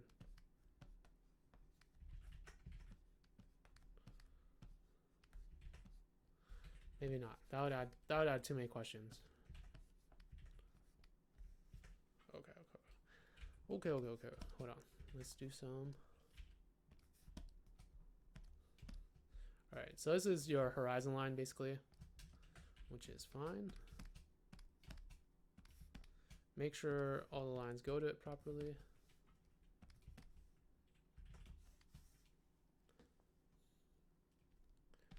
How do you personally, Shelby asks, how do you personally practice drawing more loosely? I don't know. I tend to draw pretty stiff. So what people tell me is to do more gesture drawing and to, you know, maybe draw faster. I find that my best drawings are when I draw loose. I just don't do it very often, which is kind of stupid of me, but I don't have any tips on that, unfortunately. Just because I have a hard time letting go. That's kind of like why my drawings end up being really stiff, is I labor over them a lot. As you can tell. That's fine. Frijoles ask, do I have a schedule? Every Tuesday, or I try to do every Tuesday. Try to make it a thing.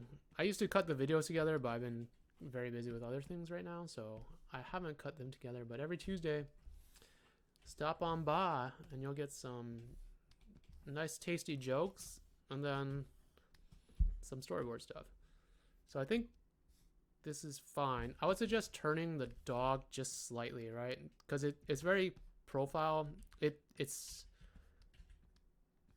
is like the same. It's parallel to the background, and it kind of flattens things out a little bit. If you just give it a little bit of dimension, so it's not exactly the same. So it's not exactly parallel with the background. It'll give it a little bit more three-dimensionality to it, which will help sell the idea of it being a real scene that you're looking at.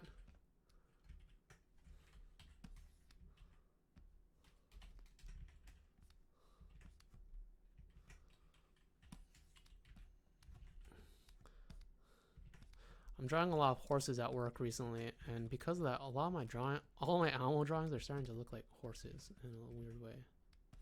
I'm like, what does a horse look like?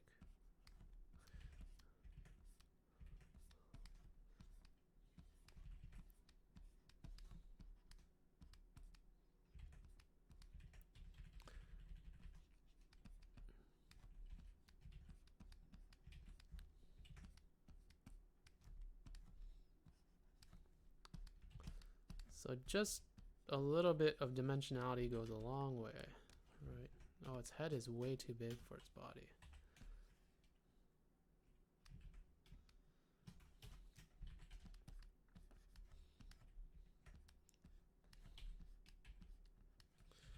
Make sure it's also looking at it, because I didn't draw it looking at it.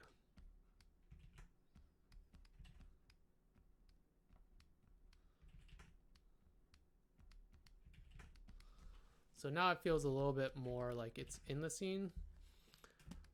A cool trick to do with backgrounds and stuff is, let's say this is our background, right? And you have everything on the counter. How do I want to describe this? Let's say you're drawing a bunch of boxes somewhere, right? Like, let's say we set up a horizon line and everything like this.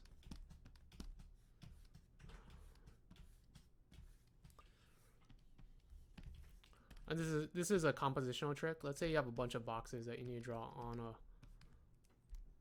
on a grid like this, right? You're like, oh, boxes, they're cubes. Right now it feels very flat, even though they are kind of different sizes and different positioning. The way you switch it up to make it feel more natural is that you draw a couple boxes that aren't matching the same perspective. Like, all of these are going towards this one vanishing point here. What I would do is I would draw another box that doesn't go to that vanishing point, right? Have it go to some other random vanishing point, because not everything happens parallel to your background all the time. Not everything always happens perpendicular to your background. Have it be just slightly off. And this applies to everything. Like, let's say you have a bunch of cans on a counter. They're all like stacked like that. Have one tilted, right? Just have one tilted off to the side or something like that. It makes it feel more natural. So getting back to these boxes, this one is going off to like a different vanishing point. It still is on the same horizon line. It's just not going to the same vanishing point. And you can also do the same thing with, like, have a box here that's tilted. You know, just make it feel, add in those little bits of differentness, and it gives it that feeling of natural.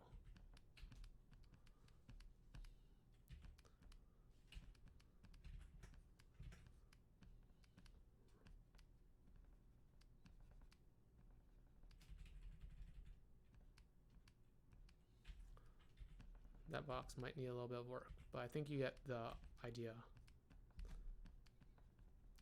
Right, so now it feels a little bit more natural. It feels a little bit different. It doesn't feel like everything is so perfect. And so that is the concept with this dog. We want to give it a little bit of randomness so that it doesn't feel like it's just staged there perfectly. Another way to do that is having it off-centered slightly. This is the border. So have it slightly off-center like that. Unless your intention was to have it directly centered, and then that is something else. But I like to stage things a little bit off-center. Or if you have it centered like that, and then have the camera frame over a little bit later on when it turns to look. Again, I would probably put something in the foreground, maybe like a trash can.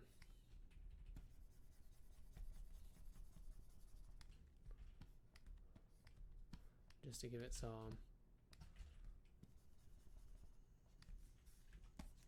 dimensionality to it. Give it some layers. We want those thick layers. Maybe a broom or something, maybe a dog bone.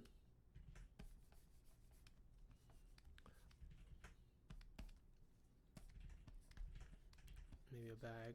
And this is where that comes in, that idea of like having things off, having this one not to the same perspective as the trash can or the background. We'll give it a little bit of more layers, something like that, right? So it looks off screen afterwards.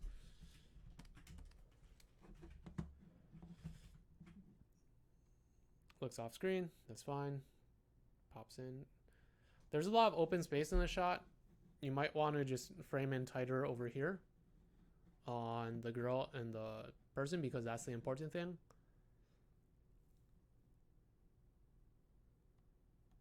Yeah. Well,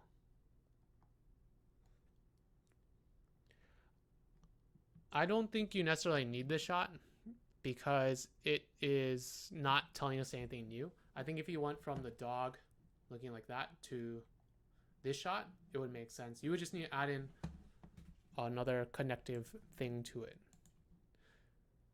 So let's do that.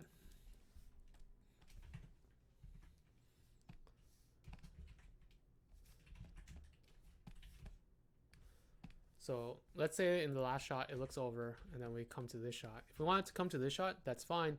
It's the same idea as the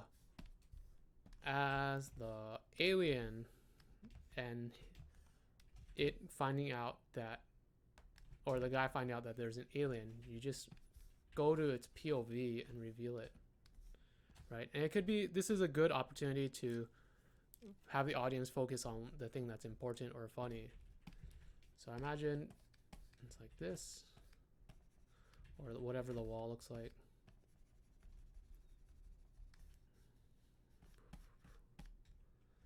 Have the camera lean, the camera will like lean in, or I'll pan it over to reveal the girl, right? And then have it, instead of just panning over like that, have it stop on her and then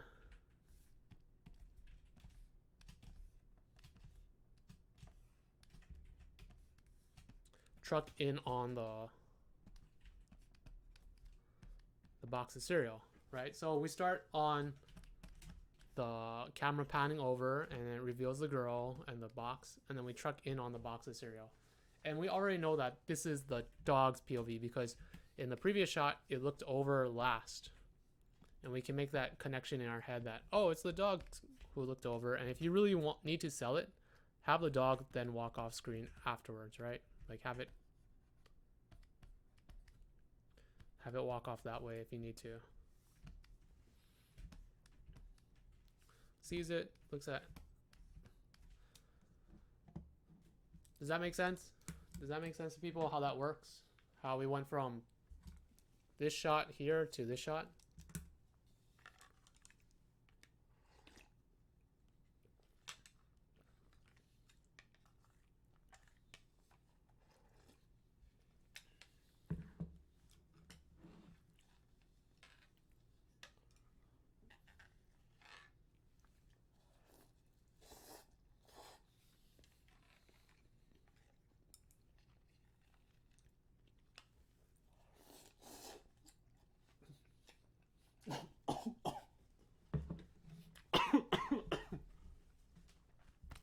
Oh, spicy. Oh my god. You know, it'd be terrible if I like choked on stream. It just like fell off. Like I was like, like died. Oh man, that is spicy. It went down the wrong hole. All right. So, whew, that is spicy.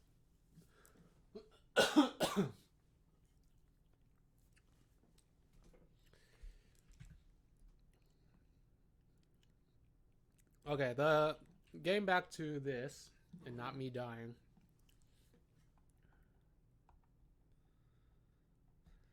Okay, this is another thing that is kind of confusing because I imagine this shot is the dog's POV shot, and then we cut to reverse of the POV of the dog, and it might get all the clicks though. That is true. You won't see that happen very often, right? I get the idea of this shot. It's funny because we see the rack focus and we get the dog's reaction in the same shot as the girl. I think we just need to frame it over a little bit so that we see more of the dog, because right now it's hard to see and there's a lot of open space over here.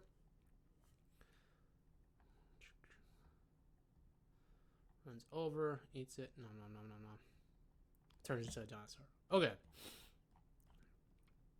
Let's go back and talk about the screen direction stuff, right? So later on, we see the dog come out from over here somewhere.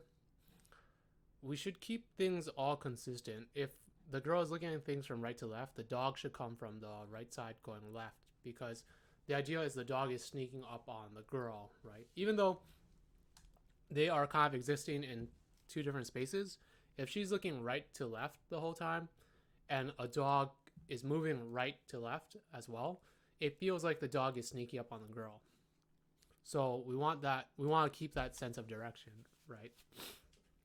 I think having things happen right to left is fine. So instead of having the girl look left to right in the shot, have her facing right to left. So flip this shot. This shot can stay as it is. This is fine because it's a neutral shot, and then it turns right to left, which is fine, right? That all makes sense. You can cut this shot because we don't need it. She's still looking right to left, and we have the pan of it moving right to left as well. So that still works. That's perfect. You might want to have her looking more...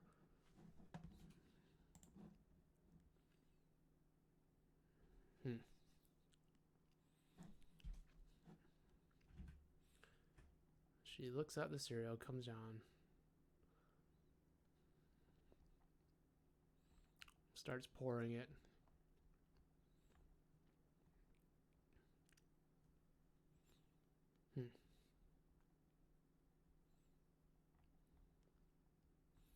Okay. So what I was thinking about is, like, how do we want to keep the right to left action happening? And also, should the girl see the dog come eat the cereal, right? Like, does that tell the joke? I'm trying to think about it in terms of story and joke right now. The screen direction stuff we kind of figured out. The dog is moving right to left, the girl is moving right to left. That's fine. I'm trying to figure out if it's funnier if the girl didn't know the dog was going to eat the snack, or if it's funnier for the girl to see it coming and the dog comes anyways and then eats it and then becomes Godzilla. That last beat seems a little bit out of left field, but it can work. It can work if we set up the idea that she's like, no, don't eat it, don't eat it, right? Like, she has to make a big deal about it, because in the last shot she doesn't seem very surprised to see it as a dinosaur. It's kind of like having a Mogwai from Gremlins, like the little Gizmo kid, Gizmo fuzzy thing. Like, if it eats something and it turns into a gremlin, the person knows. And so if it's not a big deal, the humor has to come from somewhere else, right? Like, the humor, like, I'm trying to set up the joke for the punchline of it being Godzilla. And so if it's going to turn into Godzilla and she knows it's going to turn into Godzilla, she doesn't want that to happen. And that's the funny thing. Like, her, like, stopping the animal, or like holding the Lucky Charms away. Or she doesn't know it's going to happen, then she's surprised at the end and is like, what the heck? Like, why did Lucky Charms do that? And somehow this joke also has to play to this joke here, because it seems to be important for some reason. Right? So there are three things that seem to be important in this story. One, the girl watching TV. the girl's reaction to the dog eating food, and the dog turning into Godzilla. And somehow all three of those things have to kind of relate to each other. And it's figuring out how those relate to each other that will make the joke funny. Does that make sense, guys?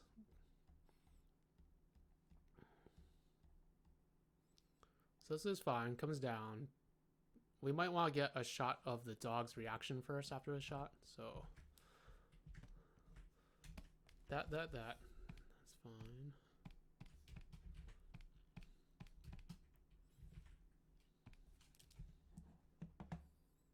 So let's, instead of that shot, just go straight to this shot afterwards. Boop.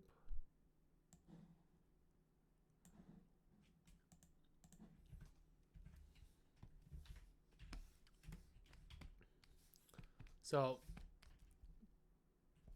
dog drooling, dog turns over, we get the POV of the dog, and then we cut to the dog's reaction.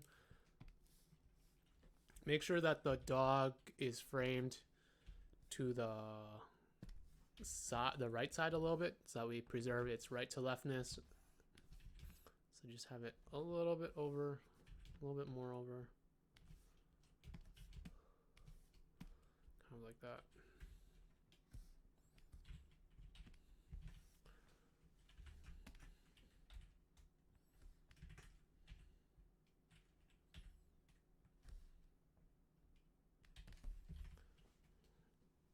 You might need to frame it over even more, actually.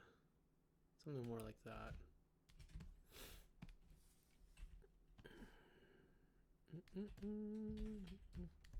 Right, something more along the lines of that. So we...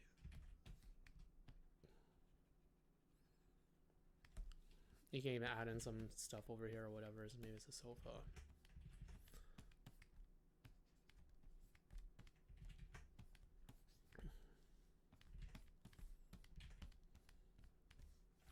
I think that might be too close, actually, though. Oh, it's a bookshelf. Yeah, it's a bookshelf.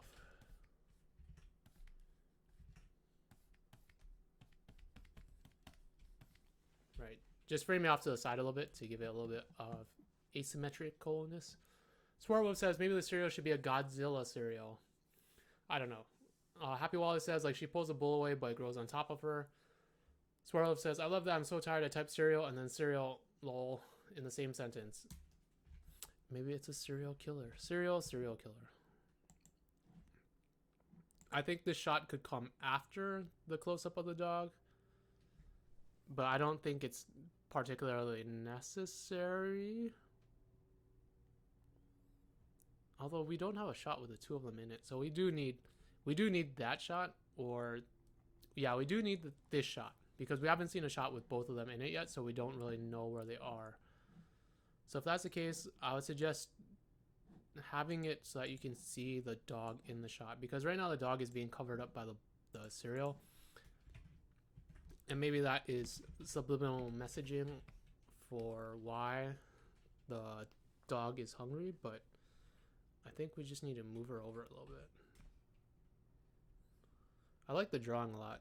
The drawing is really good. It has a nice feel to it. Just like that. Just move it over a little bit more. Oops.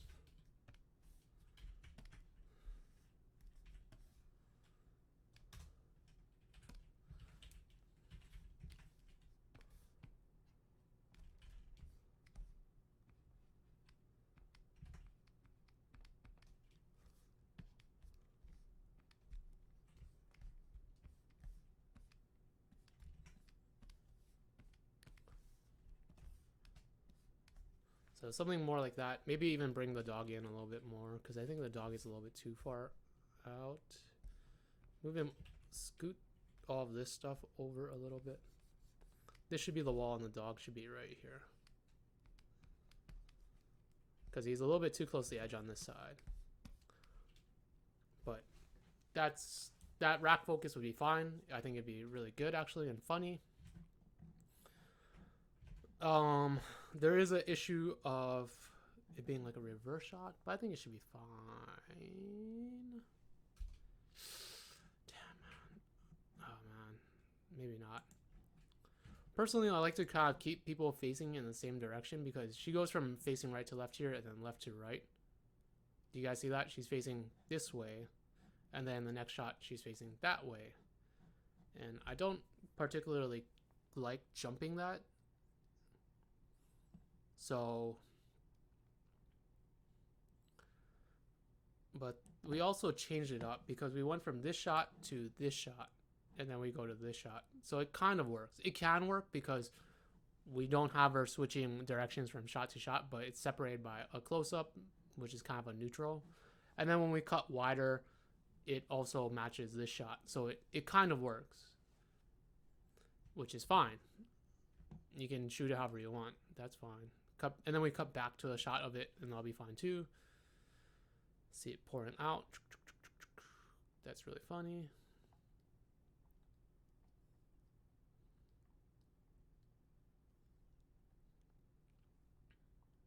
I think for this shot, you should have it happen either from the POV of the girl or the dog. I think that's what's missing, right? Like, I think because it's not in anyone's particular point of view, we lose the narrative. Up until this point, it's been in the dog's narrative, and then all of a sudden we go into like this third person view, and I think we should just have it stick with the dog. So instead of it being like a panning shot like that,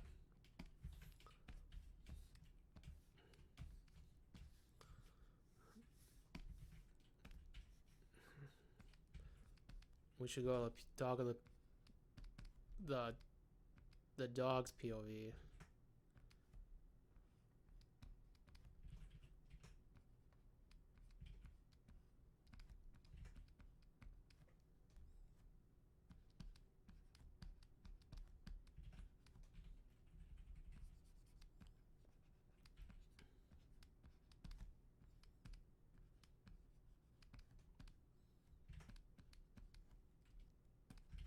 Yep, that's exactly it.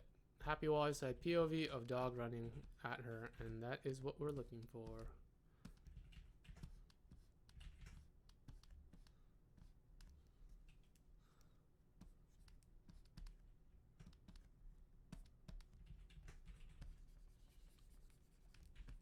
Either it's of the dog running at her or running towards the cereal box. Either or is fine.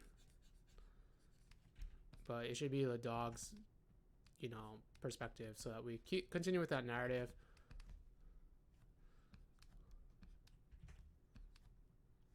We can even have the whole thing where she's holding it away from him. And that would kind of sell the idea that she knows what's going to happen if he gets it. No, don't eat it. You'll turn into a Godzilla. And I don't want to pick up your poops because they're huge.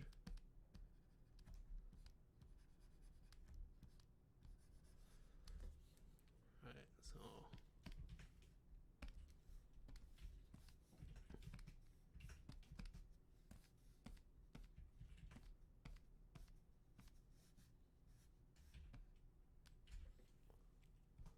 Yep, it can be steady cam. Look at you guys. Look at you guys. Should put our center like that. Yeah, steady cam, truck in on it. To indicate steady cam, what you do is if it's on paper or if it's on a computer, you draw these bracket things on the inside, and then you write steady cam somewhere. And then we have it truck in to wherever's, and you can add in more acting for her, being like, don't eat it, don't stop, no. Add in the sofa.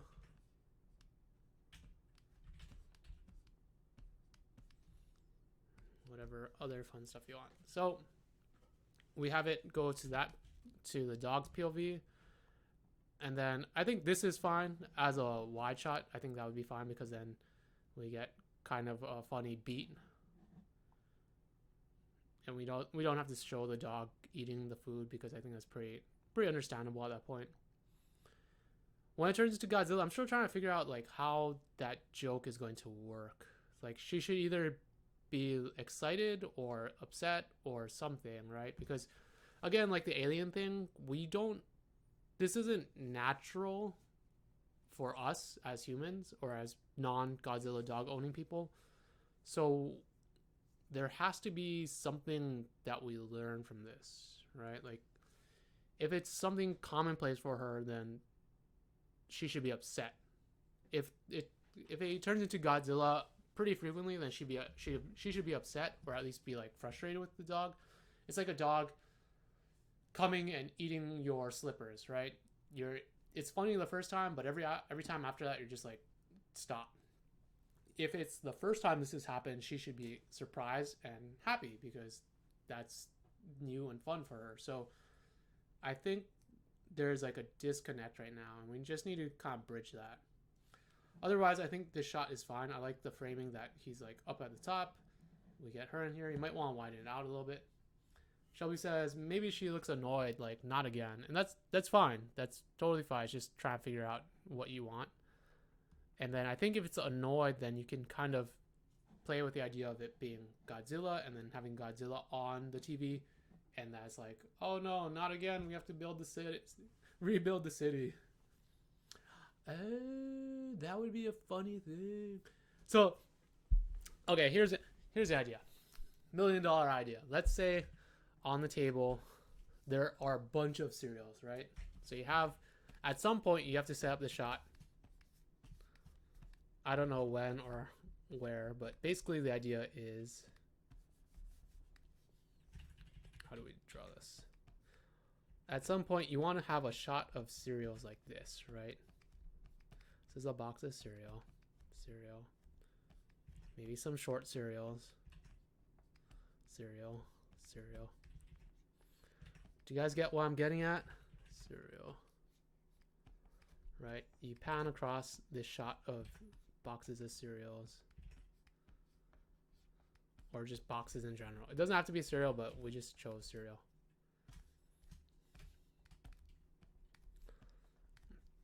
Cereal. And then in the background, we see the TV. Right? So maybe maybe let's pan it the other way.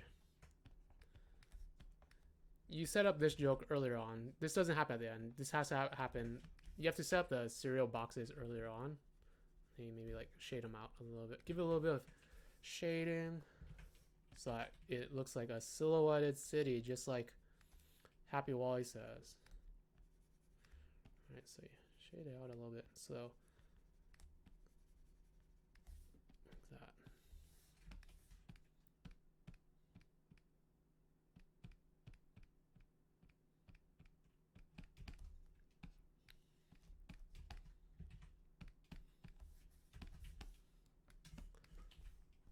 And at the end of that pan, have the TV or something be like rack focus to the TV of Godzilla on it, attacking a city, right? And maybe that's what she's laughing at. Maybe she's laughing at Godzilla attacking a city on the TV screen. And you might need to cut close if it's this far away right now. City, right? So this could be like the first or second shot or whatever's of the story, right? This kind of sets up the idea. You rack focus from the cereal boxes to this. Pan it over a little bit more.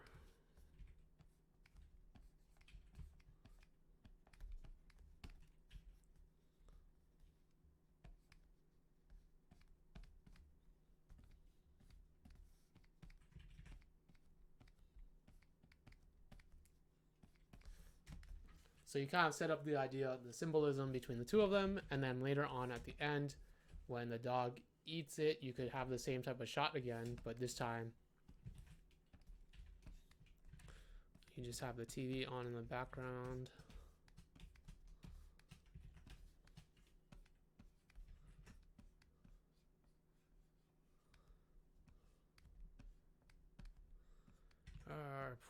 Fire or whatever. Maybe this is a shot of Godzilla being like, I won. And the city's on fire or whatever. And then you have the shot of the tail in the foreground, or you have like cereal flying up from it being eaten. Like maybe you have a shot of like the dog like this with the tail, and then you see like cereal boxes flying up or whatever's in the foreground.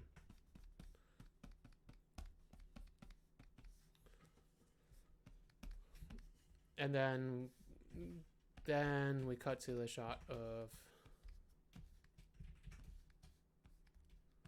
the girl being like getting up afterwards, being like, oh no.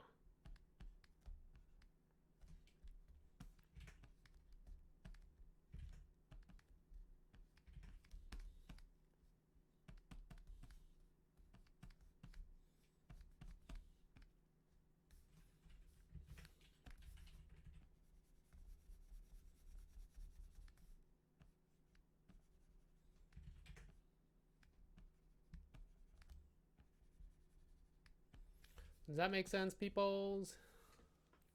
Reaction later. So yeah, this is kind of like how all the things connect story-wise. And that's kind of what you want to look for in your work. You want to figure out all these. If you're putting something in a shot, it needs to connect to something else. If we're going to have a TV with Godzilla on it, then if you're going to show the TV with Godzilla on it, then it should connect somehow to the story later on. If you're just going to show a TV on and the girl is laughing at it, then that's fine. Just don't show what she's looking at on the TV, because then as soon as you show it, it becomes important, right? So if you're going to show something, it should have importance. If you're going to frame something in, it should have importance. And you want to make sure all these things connect together. And just like a good joke, the way it connects together should lead to the punchline. So we have this shot of the city of cereal boxes and the T-Rex, because visually it's kind of like the connective tissue. And then the dog is kind of the symbolic Godzilla in the scene. And then the real joke at the end, or the twist, is that it turns into Godzilla, and that is the unexpected twist and gives it a little bit of fun and a little bit of humor, and it just adds another level to that joke. So the joke at first is the dog is Godzilla eating the cereal box city, but the joke at the end is it's actually just Godzilla. It turns into Godzilla. But you need to set up those visual cues. You need to set up the visual storytelling and these plot points that help you lead to the punchline, if that makes sense. And so the way cinematography and storyboarding is that you can tell jokes through words and you can tell jokes through reactions, but you can also tell jokes through the visuals, and that's kind of the 3 different ways you can do that. And then audio, obviously, like music and stuff, is another way to tell a joke. Like the Benny Hill soundtrack makes anything funny, but you don't really have that control over it in storyboarding, so you're limited to what they say, the reaction, and the visual. So you kind of have to use each of those things to tell your whole story. And that's why I say if you can tell a joke, you can storyboard, or you can tell a story, because a joke is basically a story. It's a very mini condensed story. You set up something and they pay it off. Set up something, pay it off. Set up something and pay off. And that's all stories. All good stories are set up and then pay off. And what makes a story great is that the payoff is unexpected, but still somehow works with the setup, right? So in Indiana Jones Raiders of the Lost Ark, the whole setup of the movie is him wanting to get the Ark. He wants the Ark, he wants the Ark, he wants the Ark, he wants the Ark. He's doing everything to get it. And the last chance when he can get it is he gives it up. He gives it up because he doesn't want to destroy it. Wait, I lost my trail. So the whole thing is the setup to get the Ark, right? And at the very end, he's about to destroy it, but he can't. And when he does finally get it, it's actually bad. That's kind of like the trade-off. The Ark is actually just terrible. And had he opened it, he would have died, which is ironic, right? Same thing with Jurassic Park. Jurassic Park is all about these characters who dig up dinosaurs, but then when they're confronted by real dinosaurs, they don't want them anymore. They hate them. And there's a lot more themes going on with that as well. Like with Dr. Grant not liking kids, but at the end he likes kids. What's his name? John Hammond spares no expense for creating this cool park. but at the very end, we find out he didn't put in the money and time into actually caring about these things. He just wanted the spectacle. So it comes back to bite him in the ass. And so that is understanding story setup, story jokes, and all these things that will make your stories better, right? Make sure you watch a lot of films and read a lot of things, and you will see these threads throughout them. The more you familiarize yourself with good movies, you'll start to see these cues pop up over and over and over, and you can put them into your work like this. So I think it is 10:19. Do you guys have any more questions or things you want to talk about? I feel like I went over quite a bit of stuff tonight, and it was all very different stuff, but all very important.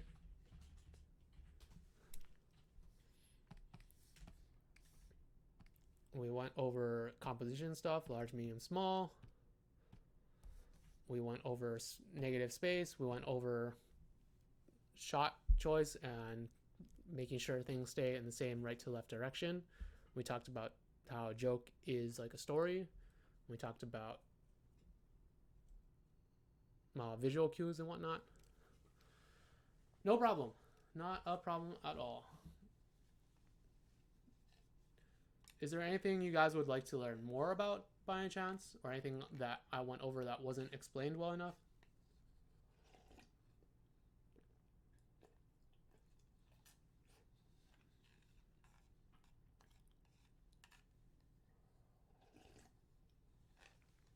You guys want to have a rap battle since it seems like everyone's cool and copacetic?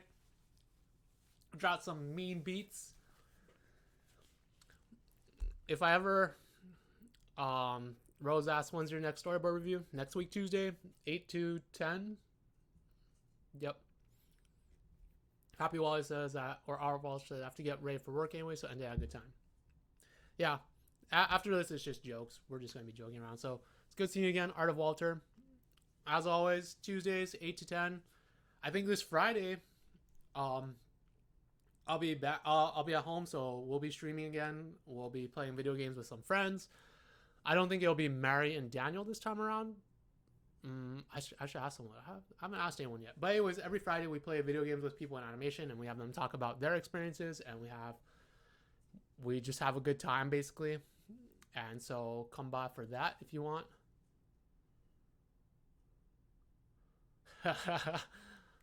Swearwolves going with the Fresh Prince. Yo, this is a story all about how my life got turned upside down. Yeah, so Tuesdays is always storyboard review or more educational. Then Friday is more friends and video games, but we talk about animation quite a bit there as well. Like last time we had Mary and Daniel talk about how they got into animation from New York, because they came from New York and they're now working in LA, and they said the transition is pretty difficult. The time before that we had Richard and Arthur was talking about what were we talking about? Oh, we're talking about design stuff because Arthur is like a visual development, and so we were talking about that and playing Mario Kart. And yeah, that's Friday's stuff. It's a little bit more casual, a little more fun, so come by for that. But now that we got all that out of the way, if I were ever to become a rap artist, I'd probably my name would probably be like the Woolly Mammoth, because my name's David Woo, so I'd be the Woolly Mammoth, and I'd drop cold tracks, ice cold tracks, like a woolly mammoth walking through snow. Ice, get it, guys? Because it's chill like that. Swervo says, quick question. If one of my sequences in a portfolio is close to 300 panels, is that too much? LML. No. I feel like send in whatever you have. It doesn't, like, we'll just, if we go long, we go long. If I'm running slow, then maybe we'll split it between 2 different reviews. I don't know. I mean, the longer it is, the easier the easier for me to kind of critique it, because now I gotta see the full arc of the story. And if it's a lot of poses, that's fine too, because I'll just flip through it faster. I don't have a problem with that. Again, it doesn't have to be completely done. If you want some notes on it. At that point, it'll be more technical and not so much story. If it's a full thing, then I can talk about story. I can talk about pacing, whatever. Otherwise, if it's just like chunks of it, then it'll be very technical, like composition. It'll be like shot choice and whatnot.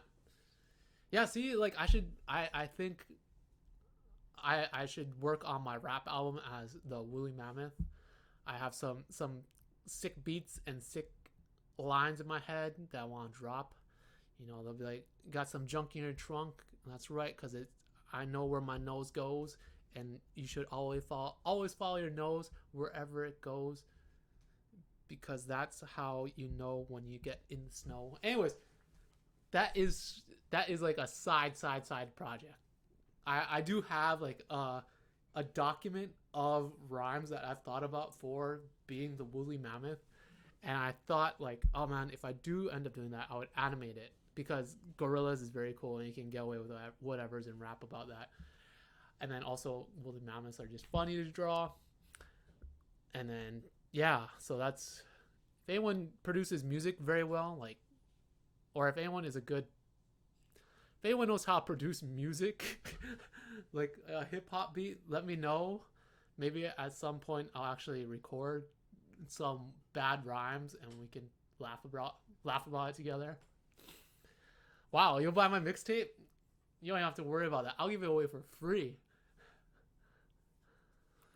But yeah, it's something to keep in mind.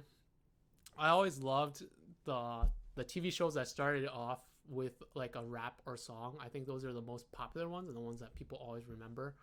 Like even years later now, like I remember the Turtles one, the Power Rangers one, Samurai Pizza Cats had one. That one was good.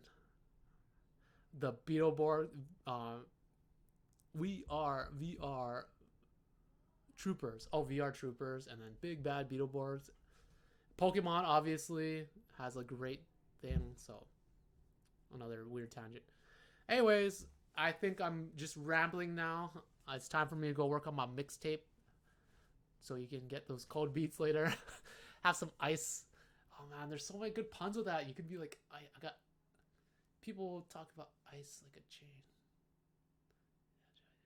Anyway, yeah, we'll figure it out. We'll workshop it, guys. Maybe we can all be woolly. We can be the herd, right? Like we can be the. Yeah, we can be the herd and take it back to the ice age. Ice age. There's a pun there. There's like a pun there with like herd and like woolly mammoth ice age, and like how we're going to like be prehistoric.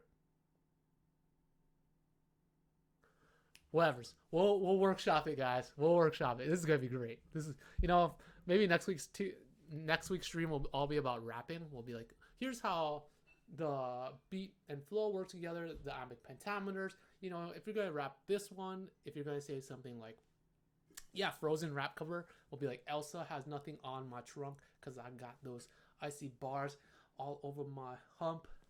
Whatever's. Come back to 10,000 BC from my hood. You know what I'm talking about when it's. Oh man, there's something there. I can feel it. There's something there. We're gonna make the ice age hot. Yes, we're gonna bring back that global warming. We're gonna take, the global warming happened 10,000 years ago when it was icy cold and there was only snow. So like, oh my god, there's something there. We're gonna workshop it. Next week is all about rhyming and rapping and how that is important as a storyboardist. Today was the visuals. Next week is the audio. I feel like I'm just rambling now. Oh, let's end with a joke, as always. I've read some of these already. Oh, that's bad.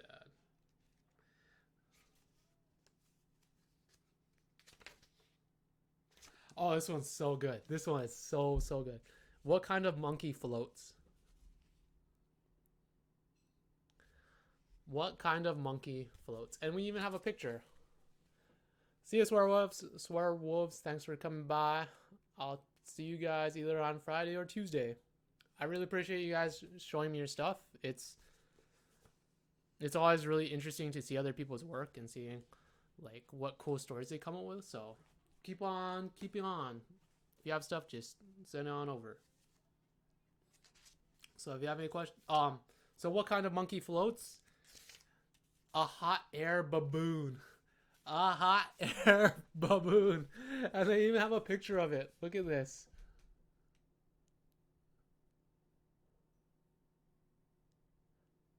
Is it focusing? Can you see it? It's not focusing very well. Man, the stream is so late. It's like 5 minutes later.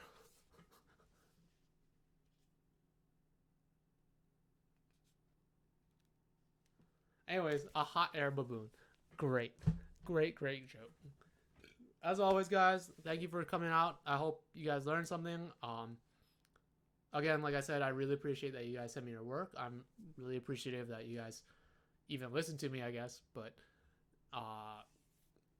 yeah, every Tuesday, if you want me to look at stuff, I hope I'm not too harsh or anything.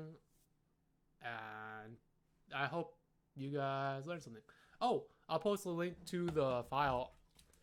Let me just upload it real quickly, and then I'll post it in the chat so you guys can download it.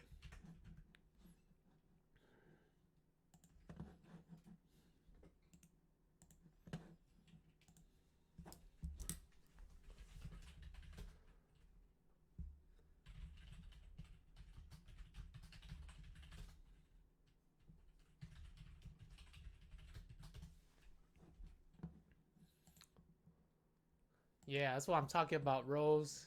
You know the good stuff. And like I said, you guys have to practice your jokes because that's how you tell a story. You have to understand story by telling bad jokes. That's what I'm saying. And it's uploading.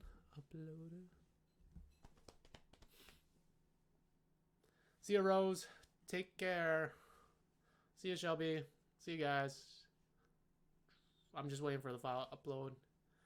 Let's keep. I'm trying to think of more raps for being the woolly mammoth. Man, there's. Oh, man, it's so close.